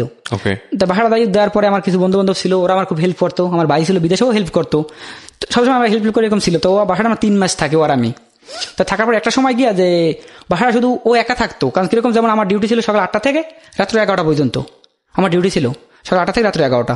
তো আমি আপনার মনে করেন সকাল 8টা থেকে হয়তো 7টার দিকে রুম থেকে বাইরে যেতাম, আর রাত্র 11টার সময় আমি রুমে চলে যেতাম, আর সারাদিন ও একা থাকতো। তাই কিরকম এরকম যে ওর পয়েন্ট টিকতো না, রুমের টিভি ছিল না বা কিছু যাবতীয় এরকম। তো যাই হোক টুকিটাকি রুমে যে সামান টামান দরকার সবকিছু আমি কেনাকাটা করি। তো এরকম আমার 3 মাস ওখানে থাকার পরে একটা সময় আমার বললো কি একটা দিন যে আমার না মিষ্টি খেতে মন চায়, তুমি লাগে মিষ্টি কিনে নিয়ে আইও। তা আমি কি করলাম, আমি এর জন্য আধা কেজি মিষ্টি নিয়ে কিনে নিলাম, 250 টাকা দিয়ে। তো 250 টাকা দিয়ে আধা কেজি মিষ্টি কিনে নেবার বাসায় গেছি, সময় যেতে পারে আরো ওই দিনকে IPL খেলা চলতো। আমি খেলা দেখতে মনে করি বাসায় গেছি 12:30 মতো বাজে। তো এরকম বাজতে একটা সময় যাই দেয় কি যে বইমিটমি করে সব বাসার সময় খেলাইছে ওই সময়। তখন তো আমার না পুরো খুব খারাপ লাগছে, কি হইলো হঠাৎ করে বা কিছু। তো যাই হোক আমি মিষ্টি যাই খেয়া আমি কি করলাম ওই সব পরিষ্কার করলাম। তো করার পর দেখি যে গায়ে প্রচুর জ্বর আইলো। তো এখন কি করার আছে, জ্বর আইলো, তখন কি করলাম, তখন আমি ফোন দিলাম আমার একটা ফ্রেন্ড আছে, ওর নাম ছিল ঋতুরে। তখন বললো যে সুমন দেখ তো কিছু করার না, যে যাই হোক এটা রাত্রে হয়তো কষ্ট কর, তো যাই হোক সকালবেলা দেখা যায় কি করা যায়। তো যাই হোক সকালবেলা আমি আর ডিউটিতে আসলাম, ওরে ফোন দিলাম। আমরা কি করলাম, ওরা প্রচুর জ্বর ছিল ওই সময়, নিয়ে ওরা আমি মিটফুটে নিয়ে যাই, মিটফুট মেডিকেল। তো মিটফুট নেওয়ার পরে মনে করেন ওখানে কি বললাম এক দাঁড়ালে রাতে কিরকম যে মিটফুট যাওয়ার পরে এক লোক বলে যে আপনি কি 12 টাকা দেখাবেন, আমি অবশ্যই 12 টাকা দেখাবো। তখন বলে আমার সাথে আন। তো যাই হোক এর সাথে যাওয়ার পরে নিয়ে গেল আমাদের মিটফুটে অপরসাইড একটা মেডিকেল ছিল, ওই মেডিকেলটাই ঠিক নামটা মেডিকেলে খেয়াল নাই তোমার। তো ওই জায়গায় নিয়ে যায়, ওই জায়গায় নেওয়ার পর আমার কাছে টাকা চাই, আমার কাছে 200 টাকা দাও। আমি বললাম কেন, কয় আমি যে তোমার 12 ডাক্তার কাছে নিয়ে এসেছি বা সেটা আমার দিতে ওই 200 টাকা, ঠিক আছে। আর আমি ডাক্তার কাছে কমিশন নিব, আমার কাছে কেন। তো যাই হোক এর থেকে আমি টাকাটা খুব জিদ করে টাকা দিই না, যাই হোক ডাক্তার দেখা পরে আমি নিয়ে যাই বাসায়। তো বাসায় নিয়ে যাওয়ার পরে অনেকদিনই আমি এর জন্য খুব কষ্ট করি, আমিও সেবা করতে আমি হয়তো অসুস্থ হয়ে যাই। এরকম করতে একটা দিন প্রায় 3 মাস আমাদের বাসা শেষ হয়ে গেল। তো একটা সময় বললো কি যে এখন আমি থাকবো না, আমি বাড়ি চলে যাম। বাড়ি যেয়ে আমার ওই সময় ও আমার সাথে মেট্রিক পরীক্ষা দিয়ে আসছিল, আমি বাড়ি যেয়ে আইয়ে ভর্তি হবো, এটা ছিল ওর কথা। যে আমি যা কিছু করি না করি তাহলে তুমি যা কিছু করো না করো, তুমি আমার লেখাপড়া নষ্ট করো না, আমার আমি লেখাপড়া করি বা সেটা সময় ভবিষ্যতে কাজে দিবে, ঠিক আছে। আর তুমি আমার এই ইচ্ছেটা পূরণ করো, তোমাদের সব ইচ্ছেগুলো নষ্ট হয়ে বা কিছু, কিন্তু ইচ্ছে লেখাপড়ার ইচ্ছেগুলো আমার তুমি এটা পূরণ করো। তো আমি ছিলাম অবশ্যই আমার আমাদের রক্ত ব্যথা লাগে, অবশ্যই তোমার এই ইচ্ছেটা পূরণ করুম বা সেটা ছিল আমার, ঠিক আছে। যাই হোক এরকম ও কি করলো বাসা যাবো সবকিছু সারিয়ে মারিয়া আমরা ওর বাড়ি পাঠাই দিলাম, আমার সাথে, আমার ঢাকায় ছিল, আমার সাথে বাড়ি পাঠাই দিলাম। তো বাড়িতে যাই পড়ার পরে ও কি করলো, আপনি বাড়ি থাকতো, আমাদের বাড়িতে কিছুদিন থাকতো, ওগো বাড়িতে কিছুদিন থাকতো, তো এরকম করতো। তো ওর ফ্যামিলি কিরকম করতো যে আমাদের ফ্যামিলি থাকার মানে ফোন দিত, ওর মায় খুব ভালোবাসতো, একটা মুরগি পাক করলো বা কিছু পাক করলো, যাই খাইয়ে যাবা কিছু। তাই ওরকম না, আমার ফ্যামিলি থেকে বলতো যে তুই যখন যাও তাহলে তুই সুমনে করতে পারিস, সুমনের সাথে করে নিয়ে যাবা কিছু, তাহলে অবশ্যই তো সুমনে তো ফ্যামিলি মানে বা কিছু। কিন্তু এটা আমার ফ্যামিলি করতো, আমার না ওরকম ছিল যে খালাস যেহেতু আমার তো কেউ দরকার ছিল না, আমি ওটা পাইলেই হয়েছে, বা সেটা ছিল আমার টার্গেট, ঠিক আছে, এল করতে। বাস আমার শ্বশুর বাড়িতে যে কোনো ছিল না, যে আমি যাদের ভালোবাসি বা সেটা পাইলেই হয়েছে, বাস যার জন্য আমি সবকিছু ত্যাগ করতে পারি, বা সেটা ছিল আমার শুধু একটা টার্গেট। তো যাই হোক, এরকম করতে করতে আপনার আইয়ে ভর্তি হইলো। তাই ভর্তি হওয়ার পরে আমি ঢাকায় থাকতাম, এই বাড়ি দেখে থাকতো, টুকিটাকি যাবো খরচা মশা যাবো, তিনটা সবগুলো খরচা মশা আমি সবগুলো দিতাম মেরে। আমাদের বাড়িতে থাকতো কিছুদিন, এগো বাড়িতে থাকতো কিছুদিন, এরকম টাইমগুলো পাস করতো। তো করতে করতে এক সময় গিয়ে বললো যে আমি তো এরকম ফ্রি থাই বা কিছু, তো একটা কাজ করি, আমি তাহলে সেলাই মেশিন কাজটা শিখতে পারি, বাইরে তো লাভ নাই, ভালো কথা, আমি সেলাই মেশিন কাজগুলো শিখাই। তখন বলে গিয়ে যে তাইলে তো এরকম আমি যদি ভালোটা লেখাপড়া ভালো আমার সার্টিফিকেট বা কিছু, তাহলে আমি তো কম্পিউটার শিখতে পারি, কম্পিউটার কোর্স করতে পারি 6 মাসের জন্য। দেখে কি হলো, কম্পিউটার কোর্সটা 6 মাসের জন্য কমপ্লিট করলো।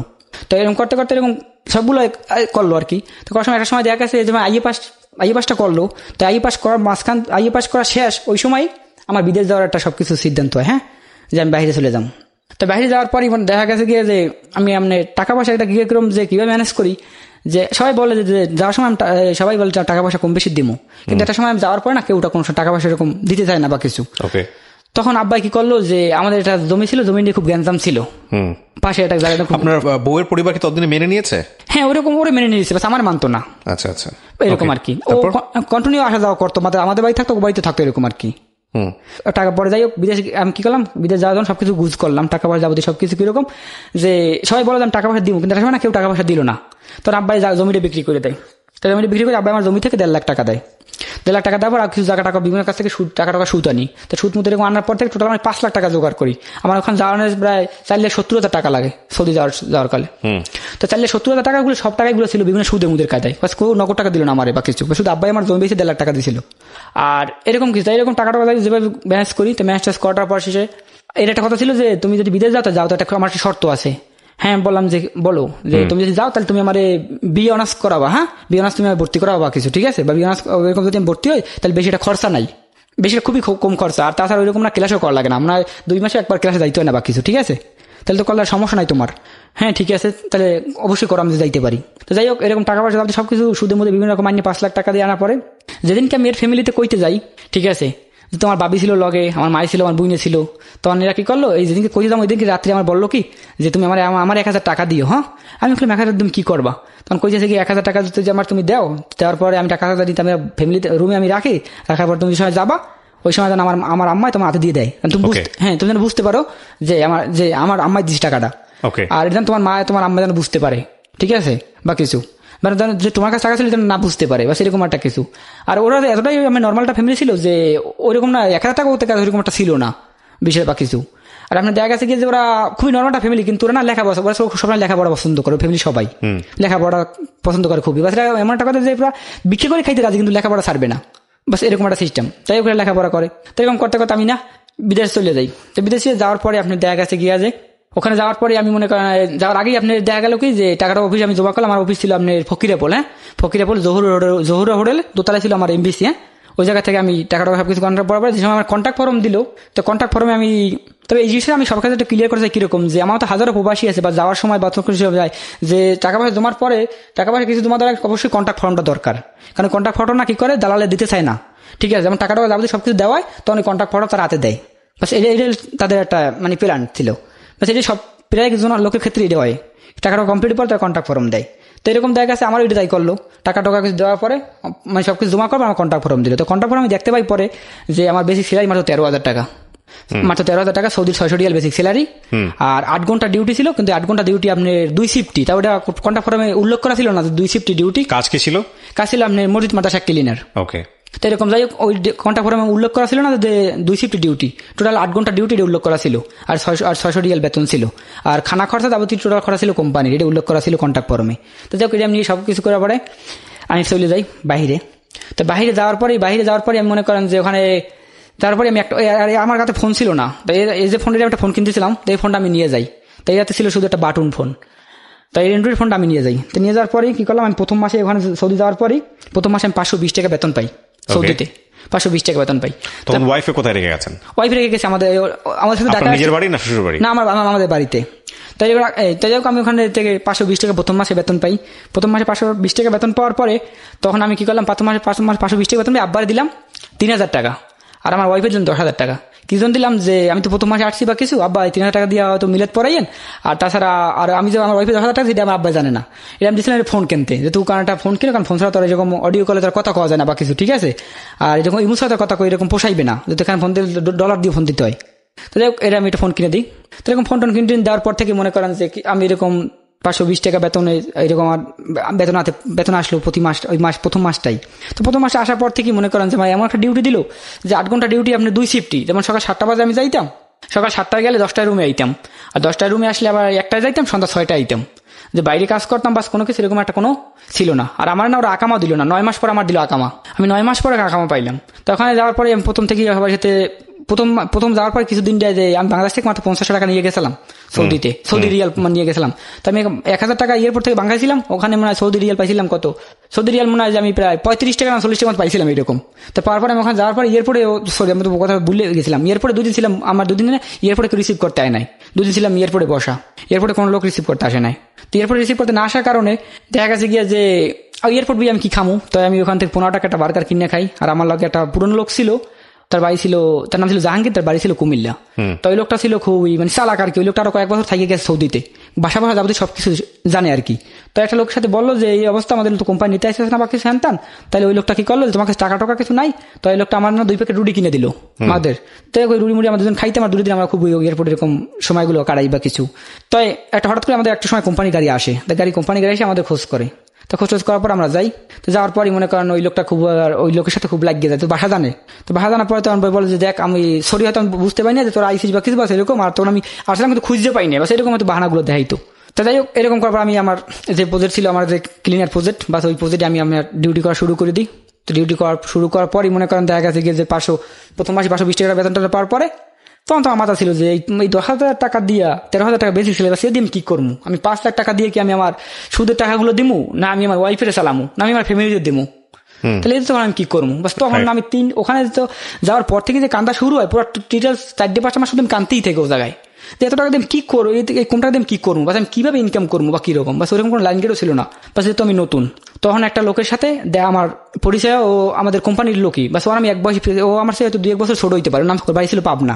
তখন আমার বলে যে সুমন ধৈর্য ধরো বা কিছু, আর তাছাড়া দেখো আমি তো তোমাদের মতো, বা আমাদের এই কোম্পানিটা ছিল, প্রজেক্টটা ছিল নতুন ক্লিনার প্রজেক্ট, টোটাল আমাদের এই প্রজেক্টে মনে করেন আমরা অবশ্যই যাই হোক এরকম মনে করেন যে টাকা পয়সা যাবতীয় কিরকম দেখা গেছে গিয়ে এরকম কি, তাই ইনকাম করা শুরু করলাম। আর আমি 9 মাস আকামা ছাড়া শুধু বাইরে চললাম সৌদিতে, কারণ কিরকম বাইরে চললাম যে আকামা তো পাইতে 9 মাস আকামা দিতে শুধু বাইরে চলতাম, বিভিন্ন রকম কাজ করতাম, কিন্তু ওই জায়গা থেকে আমার টার্গেট ছিল যে আমি ভাষা শিখবো, কারণ ভাষা হচ্ছে মেইন, কারণ ভাষা হ্যাঁ আমি, কারণ বাহার হয়েছে মেইন, বাহার মাসে তো কিছু করা যাইবে না বা কিছু। তখন এরকম কি করতাম, আমি যখন একটা ডিউটি করতাম, বাংলাদেশি ফোরম্যান ছিল আমার, তখন আমি বাংলাদেশি ফোরম্যান ছাড়ার পর আমাদের কোম্পানি সৌদি ফোরম্যানও ছিল, তখন আমি কি করলাম আমাদের বাংলাদেশি ফোরম্যান সাইডে আমি সৌদি ফোরম্যানের সাথে ডিউটি করা শুরু করলাম। তো করার পর থেকে ওই জায়গা থেকে আমি ভাষাগুলো শিখে নিলাম, সব সৌদির ভাষা, আরবি ভাষাগুলো। হ্যাঁ, তো আরবিগুলো ভাষাগুলো শেখার পরই মনে করেন যে শুরু করলাম আমি বাইরে ইনকাম কিরকম, যেমন আমার খুবই কষ্ট করি এখন সৌদিতে আপনি 8 ঘন্টা ডিউটিতে, যে 8 ঘন্টা ডিউটি কোম্পানি দেওয়ার পরে যে যেটু ফাঁক পাইতাম ওই ফাঁকে আমি টাইমগুলো বাইরে দিতাম। তো বাইরে দেওয়ার পরে মানে আমি বাইরে থেকে ইনকাম করতাম যেহেতু টোটাল প্রতি মাসেই আমার মনে করেন যে আমার বেসিক সেলাই মিলেই প্রায় সৌদির 1500 রিয়াল, প্রায় 2000 রিয়াল হয়ে যেত সৌদির। বাংলা টাকায় কয় টাকা? বাংলা টাকায় প্রায় 50,000 টাকা মতো।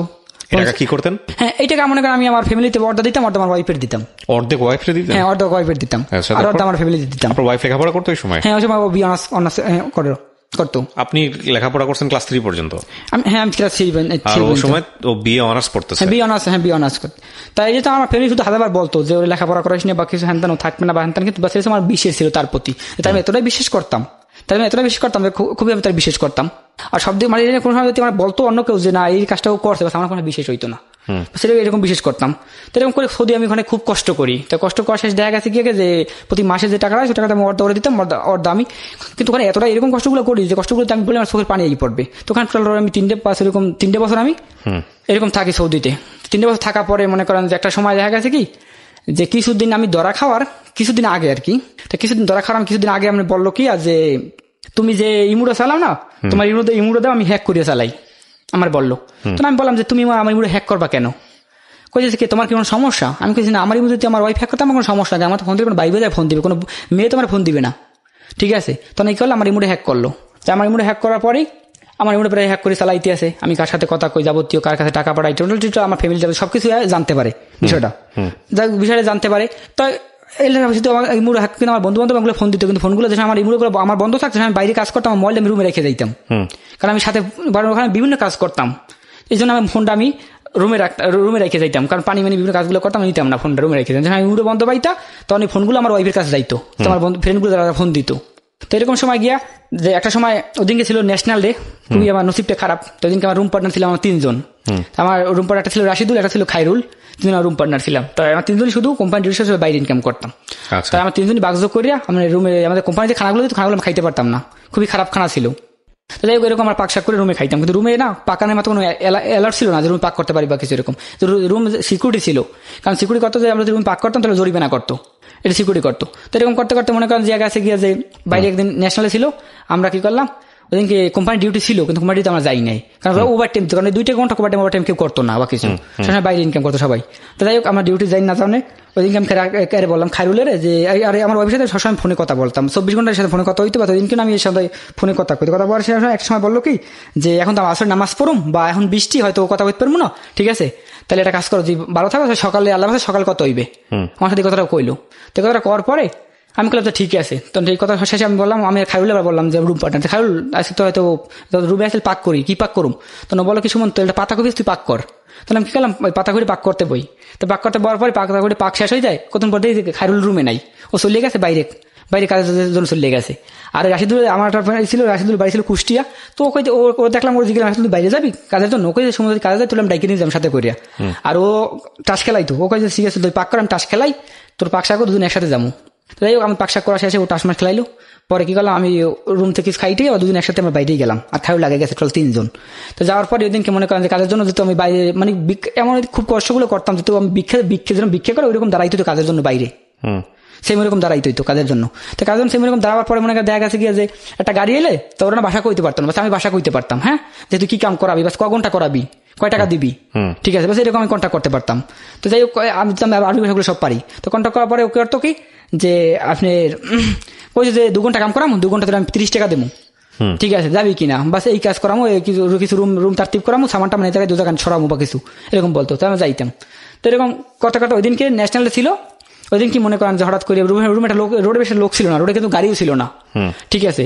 হঠাৎ করে একটা পুলিশের গাড়ি আসে কোত্থেকে জানো আপনি, পুলিশের গাড়ি ছিল আপনি একটা মাইক্রোবাস, তো আর কোনো পুলিশের কোনো স্টিকার ছিল না, বোঝা যাচ্ছে পুলিশের গাড়ি না কিছু, ঠিক আছে। তো যাই হোক পুলিশের গাড়ি আসার পরেই আপনার ওই এক রোড থেকে আমাদের ক্যাম্পের একটা অন্য একটা কোম্পানি গাড়ি আসতে আছে। তাই আসার পরে আমাদের বললো কি, আমি রাশিদুল কি করলাম, 2 জনে এতটাই ক্লোজ ছিলাম, মানে আধবান 2 জনে রোডের পাশাপাশি আটতে আসি। আটার ওই অন্য একটা কোম্পানি গাড়িতে আমাদের গ্লাস খুলে বললে গেল কি মাত্র 1 সেকেন্ডের মধ্যে যে তোরা দৌড়ে পুলিশ আসছে, হ্যাঁ। এখন রাশিদুল কইছে চল পুলিশ আইছে। আমি কই কোত্থেকে পুলিশ আইছে, লকডাউনের সময় বা কিছু বা রাস্তাঘাট কোনো গাড়ি নেই, পুলিশ আইবে কোত্থেকে, পুলিশে কি করবে? তখন কইছে না সুমন চল পুলিশ আইতেও পারে। তো যাই হোক আর ওই পুলিশের আমাদের সামনে একটা গাড়ি কিছুক্ষণ আগে একটা ব্রেক করছে, আমাদের সামনে একটা কিছুটা গাড়ি আগে ব্রেক করছে। তো ব্রেক করার আমাদের সামনে কিছু লোক ছিল, ওর সাথে কথা কইতে আছে। তো কথা কইতে তারপরে আমি তো বুঝতে পারি যে পুলিশের গাড়ি বা কিছু, ঠিক আছে, কারণ ওই যে পুলিশের গাড়ি ড্রাইভিং করছে না, ও ফলো করে রাখছে আমাদের 2 জনারে, জোরা কই যাইবে বা কিছু, ঠিক আছে। তো যাই হোক এটা করার পর আমি রাশিদুল কি করলাম, একটু রিল্যাক্সে মনে করেন যদি হাত পান দিয়ে আটতে রোডের ওভার সাইডে গেলাম। তো ওভার সাইডে যাওয়ার পরে পুলিশটা কি করছে, ফলো করে রাখছে আমাদের, ফলো করে রাখিয়ে মনে করেন 1 সেকেন্ডের মধ্যে গাড়িটা ঘুরে টান দিয়েই এটা ইশারা ছিল, ইশারা অমান্য করে গিয়ে আমাদের সামনে ব্রেক করছে। তো ব্রেক করে আমার আরবি জিগাইলো যে তোরা কই যাবি বা কে আইছিস রোডে, হ্যাঁ। তখন আমি কইলাম যে দেখ যে আমি গরিব বা মিসকিন, হ্যাঁ আরবি ভাষা মিসকিন। তখন কইতেছে গিয়ে যে তাহলে মিসকিন তাহলে রোডে নামছিস লকডাউনের ভিতরে বা কিছু, ঠিক আছে, আর তুই জানিস বাইরে কাম নিষেধ, তোর কোম্পানি যদি কোম্পানি কাজের জন্য তুই বাইরে কাজ কে করবি, ঠিক আছে, এটা ছিল ওর কথা। তখন আমি বললাম যে তাহলে আমি কি করতে পারি বা কিছু হ্যান ত্যান, তাহলে তুই কে আইছিলি? তখন আমি বলছিলাম যে না আমি কাজের জন্য নাই না, আমি এই মসজিদে ওয়াশরুমে যাবো এই জন্য আসছিলাম। তখন ও কইছে আমি তোর দেখছি তুই এখানে কাজের জন্য বসছিলি, তাহলে তুই আমি তো তাকে ওয়াশরুমে যাবি। এটা করার পরে কি করলো, কয় যে আকামা দে, দেখো আকামা দিলাম, আকামা দেওয়ার পর কইতেছে গাড়ি ডালা খুলে দিচ্ছে, গাড়ি তোট। তো যাই হোক গাড়ি ডালা খোলার পর দেখি যে আমাদের রোডে যত লোকগুলো ছিল, আগে যে লোকগুলো আসছে মানে আমাদের রুম পাটা খালি আগে আসছে, সবাই ধরে নিয়ে আসছে। তো ওই গাড়িটার মধ্যে মোটাল আপনার 15 জন আমাদের লোক এইতো মানে ধরতো গাড়িটার ভিতরে। তো আমাদের দুজন থেকে কমপ্লিট করছে 15 জন আর কি, এরকম ছিল। তো এর মধ্যে এই খাইরুল যাবতীয় সবকিছু আমার ফ্রেন্ড বা আমাদের ক্যাম্পে সব লোকগুলো গাড়ির ভিতরে। তখন তো বাস কিছু করার নাই, কান্দাকারি করা ছাড়া বা কিছু। তার সময় দেখা গেছে কি এরকম করতে করতে আমাদের কি করলো, খুবই করলাম, রিকোয়েস্ট করলাম, না ছাড়লো না। ওর কথা ছিল যে না, এই সরকার থেকে করা, আর তার তোদের বাংলাদেশ ছাড়া কোনো পথ ছিল না, তোদের বাংলাদেশ যাইতে হইবে। তো এরকম করার সময় দেখা গেছে কি আছে, চলে যায় আপনার, আমাদের নিয়ে যায় থানায়। তো থানা নেওয়ার পরে দেখা গেছে কি আছে 3 দিন আপনি কি করতো যে কোনো টেস্ট করাইলো। তো কোনো টেস্ট করার পরে আমাদের কোনো সার্টিফিকেট ভালো আসলো। তো ভালো আসার পরে আমাদের ওই সময় আমাদের থানায় নিয়ে গেল। তো থানায় 3 দিন রাখলো। আমাদের ধরছিল বুধবার দিন ধরছে। তো বুধবার ধরে থানা 3 দিন রাখছে, শুক্রবার মধ্যে রাখছে থানায়। তো রাখার পরে 3 দিনে কোনো খানা দিত না, কোনো খাওয়ান নাই। হ্যাঁ, 3 দিনে কোনো খানা দিত না। তো আমি বাসা কথা আমি খুব কইতাম যে তাহলে তুই 3 দিন খানা দিস না, তাহলে মানুষ খাইবে কি? তখন কইতেছে গিয়ে যে খানা কি আমার টাকা দিয়ে দেবো, পুলিশ কইতে আছে। আচ্ছা, তারপর দেখা গেছে গিয়ে যে সৌদি আরব থেকে আমি ধরা খাইয়ে পরে মনে করেন জেল মেল খাওয়ার শেষে আমি আপনি ওই রিয়াদে আপনি প্রায় টোটাল 1.5 মাস জেল খাড়ি। তো 1.5 মাস জেল খাড়া শেষে তো আমার ইমু হ্যাক করছে। তো আমার একটা ফ্রেন্ড ছিল, ওর নাম ছিল শাইন, আমি তো বললামই যে তোর বাড়ি ছিল পাবনা। তো শাইন আমার ফোন দিত। তো শাইন ফোন দেওয়ার পরে ফোনগুলো ওর কাছে যাইতো। তোর কাছে যাওয়ার পর থেকেই ও মানে আগে থেকেই যেমন এর আমি টাকা পয়সা যাবতীয় যা সবকিছু দেওয়াটার পর থেকে মানে আমার এর মানে এটা মন ছিল অন্য রকমের। ঠিক আছে, যে না আমার এটা টার্গেট ছিল কি যে আমি না অবশ্যই সুমন বাংলাদেশ আসলে আমি সুমনকে থাকবো না বা কিছু, আমি ওর টাকা যাতে লেখাপড়া করবো যাবতীয় সবকিছু করবো, কিন্তু একটা সময় গিয়ে ওটা আমি জিগামো না বা কিছু সময় আমি সাইডে দেবো, বা সেটা ছিল ওর ভিতরে একটা প্ল্যান ছিল। এটা করার পরে আমি মনে করেন যে ওখানে খুবই কষ্ট করি, যেমন 1.5 মাস জেল খাটি, 1.5 মাস 3 দিন 7 দিন পর খাওয়ান দিত। জেলখানা খুবই কষ্ট ছিল, উকুন মুকুন ছিল, খুবই কষ্ট ওখানে। তো যাই হোক একটা সময় গিয়ে এলো যে এরে আমি ফোন করি। তো ফোন করার পরেই জেলে বইয়া জেলখানা টাকা আর রাখার আগে আমি করছিলাম, আমার বোন আমাকে 70,000 টাকা পাইতো। তো 70,000 টাকা পাওয়ার পরে আমি কি করলাম, বোনের কাছে 70,000 টাকা, আমার বোন বলে সুমন আমার তো গলা অপারেশন হবো, তাহলে তুই আমার কিছু টাকা দে। তাহলে আমি বললাম যে ঠিক আছে, আমার কাছে অল্প কিছু টাকা, আমি বেতনও পাইছি, তাহলে আমি অল্প কিছু টাকা যদি থাকে জমাই আমি বাইরে থেকে ইনকাম করি, আমি কিছু তোর আমি প্রায় 70,000 টাকা, আমি 30,000 টাকা আমি তোর দিয়ে দেবো, আর বাদ বাকি 50,000 টাকা আমি তোর পরে দেবো।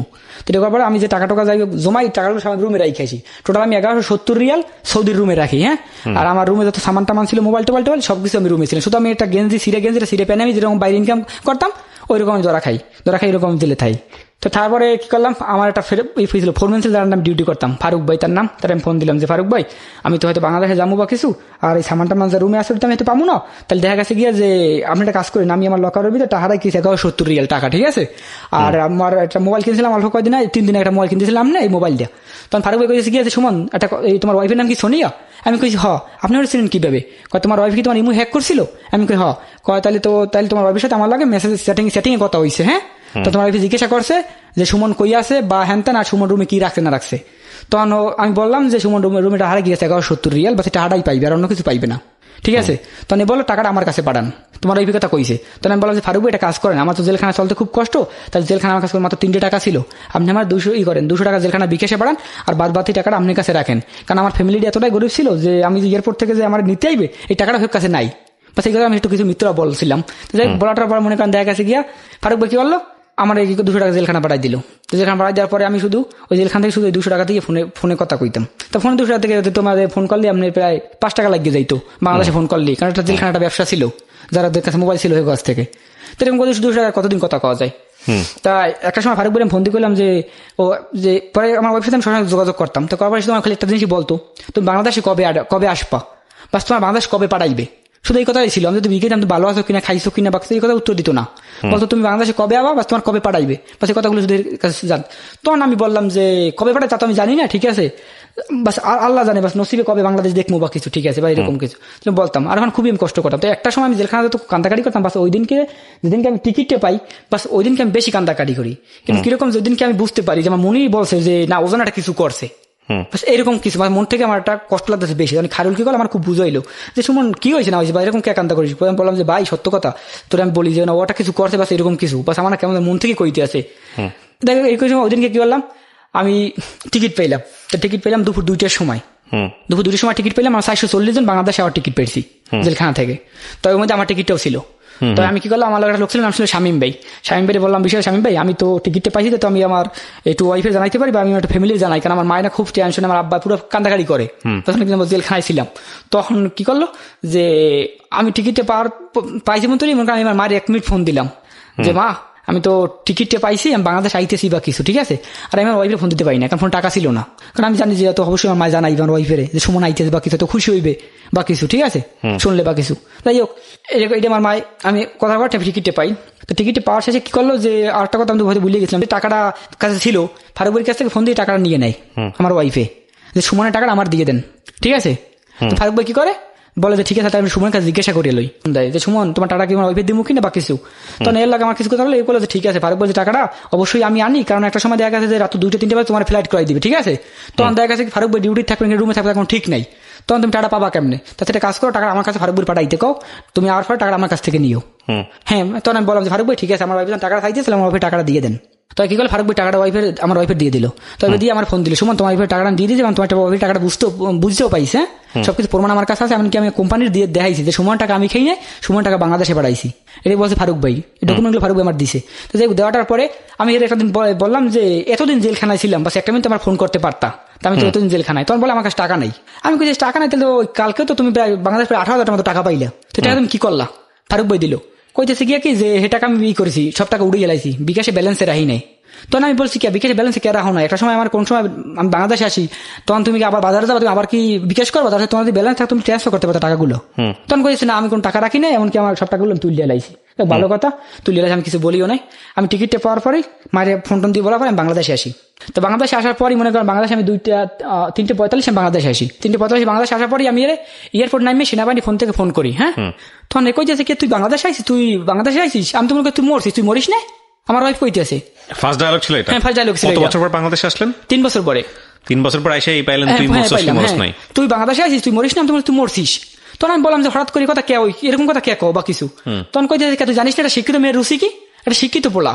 আমি অবশ্যই এটা শিক্ষিত মেয়ের, এটা শিক্ষিত রুচি অবশ্যই হইতে পারে, কিন্তু এগুলো তোমার কে বানাইছি, বাস আমি বানাইছি, নিজে না খাইও আমি বানাইছি তোমারে, ঠিক আছে। তুমি তুমি কে কও, কে কও, কে কই বুঝতে আসিস না, 6-7 বছর তোর ফ্যামিলি মানে নাই, আমার মানে নাই, তাহলে আমি কি তার থেকে তোর কোনো অযোগ্য ছিলাম, তাহলে তোর ফ্যামিলি কে মানলো না, ঠিক আছে।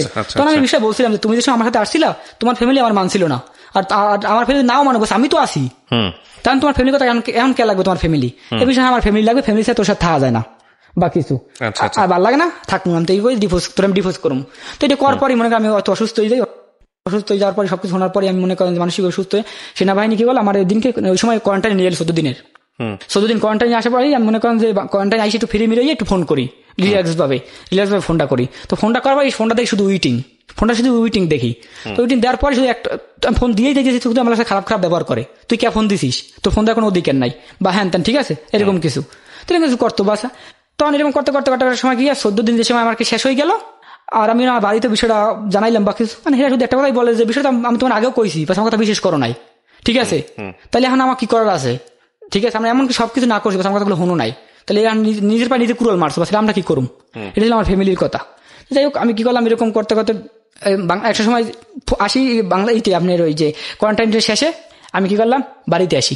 তো বাড়িতে এসে আমার ফ্যামিলিকে আমার আব্বাই কি বললো যে দেখ তোরে, আর ওই সময় আমার সাথে দেখা করতে যায় আমার আপনার সেনাবাহিনী কোয়ারেন্টাইন আমার ফ্যামিলি সবাই। তো দেখা করতে যাওয়ার পরে মনে আমি না বাস কার কাছে কি কৈফিয়ত আছে বলতে পারি না যে আমি ওরা খাই আসছি বা কিছু, বাস আমি এতটাই কষ্ট করি, ঠিক আছে। পড়ার সময় দেখা গেছে গিয়ে যে আমি কি না সেদিক তাকাই না, বাস না খাই শুধু আমি কানতে আসি যে আমি কি ভুলটা করলাম। বছর পরে আসছেন, কয় টাকা নিয়ে আসছেন? আমি আমার কাছে কোনো টাকা না, 0 পয়সা। কত বছর ছিলেন দেশে? 3 বছর। এইটা একবারও আসেন নাই? 3 বছর একবার আসি নাই। কত টাকা কামাইছেন 3 বছরে? 3 বছর আমি 9 লাখ টাকা মতো ইনকাম করছি। এই সব কি বউরে দিয়েছেন আর পরিবারে দিয়েছেন? হ্যাঁ, পরিবারেও দিছি, আমার ওয়াইফেরও দিছি। আচ্ছা, তারপর আমার এই কথাটা বলার পরেই আমি তখন কি করলাম, আমি আবার সবাইকে দেখা করে আমি চলে গেলাম। চলে যাওয়ার পরে কি করলো আমার আব্বাই আমার 4,000 টাকা দেয়, হ্যাঁ, ওই সেটা পাইনি কোয়ারেন্টাইনে বসে, যে সময় তুই টাকা দিয়ে মার্কেট করে বাড়িতে আইস। তখন আমি বলছি না আমার কাছে টাকা লাগবে না, আমার কাছে টাকা আছে। মানে বলছি টাকা কই পাবি, কারণ ওই যে আমি আগে আমার ওয়াইফের আমি 18,000 টাকা দিয়ে রাখছি, বা আমি অবশ্যই টাকাটা পামু, সেই টেনশনটা আমার ছিল। টাকাটা কিছু কন্ট্যাক্ট করেছিল যে ওখান থেকে তুমি কিছু টাকা দিও। তখন বলছে ঠিক আছে, তোমার আব্বাই সাথে তোমার ইয়ে আনতে যাইবে, আমি তোমার 10,000 টাকা পাঠাম, তুমি মার্কেট করে বাড়িতে আইও, এটা ছিল ওর কথা। তো যাই হোক, আমি টাকা আশায় বসে আছি, আব্বার টাকাটা আমি নিলাম না, তারপর আমার খুব জোর করে কয়েকবার টাকাটা দিল, তারপর টাকাটা আমি নিয়েছি। তো নেওয়ার পরেই মনে করেন যে এর সাথে আর কোনো কন্ট্যাক্ট করতে পারি না, আমার ফোন টোন যাবতীয় সবকিছু ব্লক মারি দেয়, আর কোনো আমার কোনো যোগাযোগ নাই, কিছু নাই। তাই না থাকার কারণে আমি 14 দিন শেষে আমি বাড়ি যাই। বাড়িতে যাওয়ার পরে আমার আব্বাই বললো কি যে ছোটকাল থেকে যা ভুলগুলো যা করছিস বা কিছু, বা ছোটকাল থেকে তো আমার কথাগুলো শুনিস নাই, তাহলে এখন তুই আমার কথাগুলো শোন, আর তুই আমার কথা যদি আমার না শুনিস, তাহলে তুই যে 5 লাখ টাকা আমার কাছ থেকে নিয়ে গেছিস, টোটাল এখন তোর 1.5 লাখ টাকা বাকি আছে মানুষের সুদের উপরে, বা সেই টাকাগুলো তুই দিতে পারিস নাই, ঠিক আছে, বা সেই টাকাগুলো তুই আমার নগদে দিবি, আর তুই আমার কথাগুলো শুনবি। আর যে দেখ যে তোরে ফালাই দিয়ে গেছে, যে তোর এত একটা বিপদের সময় ফালাই দিয়ে গেছে বা কিছু, হ্যাঁ, আর তোর কথা যদি সত্য ভালোবাসেই থাকতো বা তোর সত্য ভালোবাসতো তোর ফালাই পেতাম কোনো সময়, যার জন্য এত কিছু করছিস, তাহলে তুই কি করবি এখন? তুই নিজে ডিসিশন নিলি, তুই নিজে কি করবি? তখন আমি কি করলাম যে আমি আর কি করতে পারি বা কিছু, আমার মাথাগুলো মানসিক সমস্যা বা কোনো কাজ করে না বা কিছু। তখন বলে গিয়ে যে একটা কাজ কর, তুই নামে মামলা কর, তুই না মামলা করে দে, তুই যদি মামলা করিস তাহলে আমার কিছুটা বুঝলে, তুই যদি মামলা করিস তুই ফেরত পাবি, ঠিক আছে? তো আমি যেরকম বলি এরকম মামলা করি। তাই মামলাটা করার পরে আপনি প্রথমে করেন? হ্যাঁ, মামলা আমি প্রথমে করি। তো করার পরেই আর ওর মধ্যে আমার কিছুটা দিন আমার একটা ইচ্ছা ছিল যে অবশ্যই যে যারে আমি এত ভালোবাসি, যার জন্য আমার সবকিছু আমি ত্যাগ করছি, বা আমি এতটাই ভালোবাসতাম, তো আমার সাথে একটা প্রতারণা করে অবশ্যই একটা কারণ অবশ্যই আছে, কারণটা খুঁজতে হইবে, কারণটা কি? তখন আমার টার্গেট ছিল যে এই যে ফোনটা ইউজ করে, যে ফোনটা আমি কিনে দিয়েছিলাম স্যামসাং, তো এই ফোনটা আমার টার্গেট ছিল নেওয়ার, যে ফোনটা আমি নিতে পারি বাস অবশ্যই আমি জানতে পারলাম যে কার সাথে কথা কয়, ঠিক আছে? তখন আমি না এই ফোনটা পিছিয়ে বহুদিন ঘুরি, বা সেই ফোনটা আমি পাই না, টোটাল 4 মাস এই ফোনটা পিছিয়ে আমি ঘুরি। তো ঘোরার পরেই 4 মাসের একদিন আমি অবশ্যই আমি একদিন সাকসেস হই, ফোনটা আমি নিয়ে যাই। কিরকম নিয়ে যাই যে তো কি করছে, মেলা করে বাড়ি থেকে ঢাকায় আসবে, তো এই সময় পথে বই ফোনটা আমি টাইনে নিয়ে যাই, আমার ফোনটা। তো নেওয়ার পরে কি করি, আমি ফোনটা কি করলাম, আমি ফোনটা নিয়ে ঢাকায় চলে আসি। ঢাকায় আসার পরই মনে করেন যে ফোন, আর এই ফোনটা নেওয়ার পরে কি করলো, কিছু পোলা ফান্টান যাবতীয় সবকিছু লেখার মধ্যে কিছু পোলা ফান্টান নিয়ে আমার নয় আমার পিছিয়ে গিয়ে লাগাই দিল, বলো ছিনতাইকারী। আচ্ছা, ঠিক আছে, এরকম কিছু। তো যাই হোক, আমাদের এলাকার মতো কিছু আমার চিনে বা কিছু আমার বলে নাই, যাই হোক এরকম কিছুটা করার পরে ফোনটা আমি নিয়ে আসার ফোনটা আমি কি করি যে আপনি ফরম্যাট মারি, হ্যাঁ, ফ্ল্যাশ মারি, হ্যাঁ, ফ্ল্যাশ মারার পরে সেট মেমোরি যেগুলো ছিল হয়তো ওগুলো চলে গেছে, মেমোরি যে ডকুমেন্টগুলো ছিল ওইগুলো আমি পাইছি। কিরকম যে আর ও যে ফোনটা থেকে আমার ইমোটা হ্যাক করছিল, যে ইমোটা থেকে ওই ইমোর নাম্বারে আমি একটা ইমো খুলি। তো ইমো খোলার পরেই ও যে পোলার সাথে রিলেশন করে ওই পোলার দুলাভাই আমার ফোন দিছে, ঠিক আছে? এমনকি ওই পোলার দুলাভাই সৌদি আরবে থাকে, পোলাও সৌদি আরবে থাকে। তো পোলার দুলাভাইয়ের সাথে আমার খুব ভালো একটা সম্পর্ক ছিল। তো পোলার দুলাভাই আমার ফোন দিয়ে কইছে গিয়ে সুমন, আমি বললাম হ্যাঁ শাকিল ভাই কি অবস্থা, কন দেই? কইছে সুমন আমি তোমার একটা কথা কম, তোমার কি বিশেষ হইবে কিনা? আমি কই শাকিল ভাই কন? কয় যে তোমার যে ভালো একটা ক্লোজ ছিল ফ্রেন্ড বন্ধু, যার জন্য তুমি এত কিছু করছো বা কিন্তু হ্যান ত্যান, তুমি যে জানো এত কিছু করলা, তোমার ওয়াইফের সাথে সম্পর্ক করে রিলেশন করে, হ্যাঁ, আর ডিভোর্স দেওয়ার কারণ সবকিছু মাধ্যম ছিল, ঠিক আছে, আর সবকিছু প্রমাণ আমার কাছে আছে। তখন আমি বললাম যে শাকিল ভাই এখন তাদের বেমিনিটে করছে বা কিছু হ্যান ত্যান, এই সন্দেহ করতে পারিনি বা আন্দাজে বা কিছু কোনো একটা ডকুমেন্ট ছাড়া বা কিছু। তখন ও কইছে গিয়ে যে আমি তোমার ডকুমেন্ট দেবো, ওর দুলাভাই বললো। তো আমি বললাম যে কিভাবে ডকুমেন্ট দিবেন? সে কইছে তাহলে তুমি একটা কাজ তুমি হ্যাক করো, ঠিক আছে? তখন কি করলাম, হ্যাক করে নিই আমি বাংলাদেশে বইয়া যাবতীয় সবগুলো আমি পাইয়ে যাই। তা আমি পাইয়ে যাওয়ার পরে সেটিং গুলো আবার কি করি যে আমি এগুলো কি, তখন গিয়ে দেখ দোস্ত আমার কিছু করার নাই, যার কিছু দোষ ছিল তোর ওয়াইফের ছিল, বাস আমার কিছু না। আমি বললাম অবশ্যই আমার ওয়াইফের দোষ ছিল, কিন্তু আমার ওয়াইফ ছিল বাংলাদেশে, তুমি ছিল সৌদি আরবে, বাস তুমি তো আমার ওয়াইফের ফোন না দিতা বা কথা না কইতে, তাহলে আমার তোমার সাথে কথা বলতে পারতো না, ঠিক আছে? কইছে কি যে হ্যাঁ না হ্যাঁ অবশ্যই তোমার ওয়াইফ তোমার সাথে থাকবে না, তাহলে আমি কি করবো, ঠিক আছে? তাই হোক এরকম কিছু করে ডিভোর্স যায়। তো সবকিছু করাটার পরে আর আমার সময় বলে কি যে তোরা আমি যেদিন প্রথম এয়ারপোর্টে দিয়াই ওই দিন কি তোর আমার শেষ দেওয়া ছিল, বাস তুই জানতি না আমি জানতাম বিষয়টা, যে ওই জায়গা থেকে আমি তোর কাছ থেকে লেখাপড়া করবো, যাবতীয় সবকিছু আমি আদায় করবো, ঠিক আছে, সময় তোর সাথে থাকবো না, ঠিক আছে? এটা ছিল মানে ওর আর কি টার্গেটটা।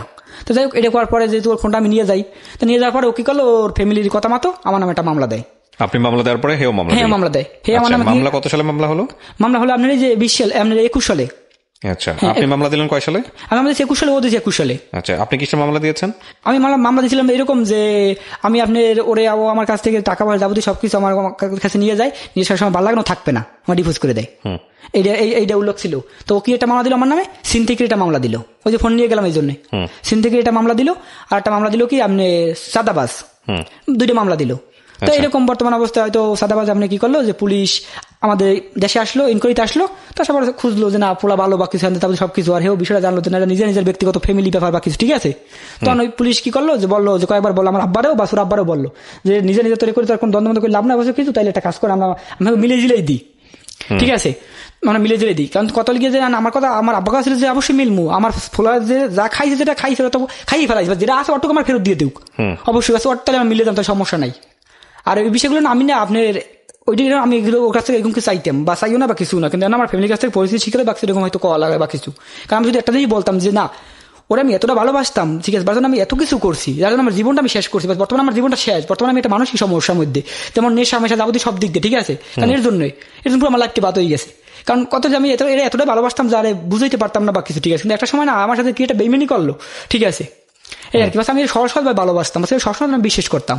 তো এরকম মামলাটা আমরা কেন বলতে আসলেন এই গল্পটা আজকে? মামলা করার পরে কি আপনার অ্যারেস্ট হয়েছে এখন পর্যন্ত? না না না, এটা ও অ্যারেস্ট হয় না, বাস একটা তারিখ পড়ছিল, তো তারিখটা আমি হাজির হয়েছিলাম, বাস ও হাজির হয় নাই। এখন কি আপনার হাজবেন্ড ওয়াইফ আছেন না ডিভোর্স দিয়ে? না, ও ডিভোর্স দিয়েছে, কিন্তু ডিভোর্স আমি সাইন করি নাই।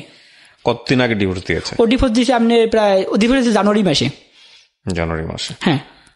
তো এই গল্পটা আপনি আজকে কেন বলতে আসলেন? বাস এই গল্পটা আমার কাছে এই জন্যই আসতে বলছি যে আমি যে ভুলটা করছি এর ভালোবাসিয়া, বা আমি যে ভুলটা করছি যে আমি আমার ছোটকাল থেকে যে আমার লাইফ টাইম কিভাবে নষ্ট করছি, লেখাপড়া করি নাই বা এরকম, বাস আমি শুধু আমার দর্শকের এটাও বলতে চাইছি যে, বা বলতে চাইছি আমার হাজারো প্রবাসী আছে, যেমন একটা সময় দেখা গেছে গিয়ে কি যে তার টাকা পয়সা যাবতীয় সবকিছু দেয় বাংলাদেশ, তার ওয়াইফের একটা ফ্যামিলি দেয়, কিন্তু একটা সময় গিয়ে ওই লোকটা নিঃস্ব হয়ে আসে, বাস কিছু থাকে না ওই লোকটার কাছে, তো ওই লোকটা সুইসাইড ছাড়া কোনো পথ থাকে না। বাস আমার বেলায় তাই হয়েছে, আমার বেলায় যে টাকা পয়সা যাবতীয় সব আমি লেখাপড়া করা যাবতীয় সবকিছু আমি ওর জন্য শেষ করি, বা কিছু সবকিছু, বাস একটা সময় আমি কি পাইলাম, বাস আমি কিছু পাই নাই। বাস এই কথাগুলো আমি দর্শককে বলতে চাই, আমার হাজারো লোক আছে যে এই ভুলগুলো করে, বাস এই জন্য আমার কাছে বলতে চাই যে আমি যে মন থেকে আমাকে ভালোবাস না, বা এরকম যেন শেখা না খায়, যেমন যেটা আমার বেলা যাওয়া হয়েছে, যে আমি যেটা এতটাই ভালোবাসতাম যে আমার যদি বলতো যে তুমি আমার রাতের দিন করে দেওয়া, ততটাই চেষ্টা করতাম। এমন করোনার মধ্যে মানুষ খাইতে পারতো না, বাস করোনার মধ্যে এটা আমি থাকার জন্য তার ফ্যামিলিতে পার্সোনাল টাকা দিই, বা পার্সোনাল থাকার জন্য রুম বানাই দিই, যাবতীয় ইন্টারনেট সবকিছু আমি তার দিই। করোনার মধ্যে আমার ফ্যামিলি আমাকে টাকা চাইতো, তো আমি বলতাম যে আমার তো আব্বা আমার কাছে খাওয়ান টান সব দিকে সমস্যা, তো অনেক ঠিক আছে লাগলে টাকা তুই আরো নিস, তো তুই শান্তির থাকিস, ঠিক আছে, কথা আমার আব্বাই বলতো, কিন্তু ওরে আমি দিতাম। আর এর ফলে আমার কাছে কি বাড়া করতো, তাহলে কোনো মধ্যে আমি না খাই থাকবো বা কিছু হ্যান ত্যান, ঠিক আছে, মানে এরকম করতো সবসময় আমার কাছে। আসলে আমি একটা কথাই বলি, মানে আপনাকে আমার কোনো কিছু বলার নাই, কারণ আপনি অলরেডি শিক্ষা পেয়েছেন বলে এখানে আসছেন। তবে এখানে যারা গল্পটা শুনলেন তাদেরকে শুধু একটা কথাই বলার আছে, সেটা হলো দেখেন, আমাদের সমাজে টাকা ইনকাম করা এখন আর কোনো সমস্যা না। এই বয়সে গিয়েও সে বিদেশে গিয়ে এত টাকা ইনকাম করেছে, সেটা বৈধ না অবৈধ সেটা অবশ্যই তর্কের বিষয় আছে, এবং সে বিষয়টা আমরা অবশ্যই সাপোর্ট করি না, অবৈধ বিষয়। কিন্তু অর্থ রোজগার করা যায়, অনেকই আছে অবৈধভাবে ওখানে দেশে যায়, গিয়ে তারপরে পরবর্তীতে বৈধ হয়ে যায়, সেটাও একটা অন্য ইস্যু। কিন্তু আমি যেটা বলতে চাই যে আমাদের অর্থ আসতেছে, দারিদ্র অবস্থা ধীরে ধীরে দূর হয়ে যাচ্ছে, কিন্তু সমস্যাটা কোথায় জানেন? আমরা আমাদের ছেলে মেয়ে বা আমাদের জেনারেশনের, ইনক্লুডিং সবাইকে বলতেছি, এটা আমাদের সহ, প্রপার এডুকেশনটা আমরা পাচ্ছি না। নইলে এই অল্প বয়সে বিয়েটা করা এবং করে এভাবে ফেসে যাওয়া, এগুলো আসলে খুবই চিন্তার বিষয়। এবং এই ধাক্কাটা কাটিয়ে ওঠাটা ওর জন্য হয়তো বা খুব সহজ হবে, কারণ ওর বয়স আছে, কিন্তু বয়সকালে গিয়েও অনেকে এরকম ধাক্কার মুখে পড়েন। তো সবাইকে একটা বিনীত অনুরোধ থাকবে যে এগুলোর ব্যাপারে সচেতন হবেন, এবং নিঃসন্দেহে এটা একটা অনেক বড় শিক্ষণীয় গল্প। আমি কাউকেই ছোট করতে চাই না, তবে আমি মূল কারণটা দায়ী করতে চাই অপ্রাপ্ত বয়সে এই ধরনের সম্পর্কে জড়ানো। বাকিটুকু আপনারা সিদ্ধান্ত নেবেন। অনেক অনেক ভালো থাকুন শ্রোতা।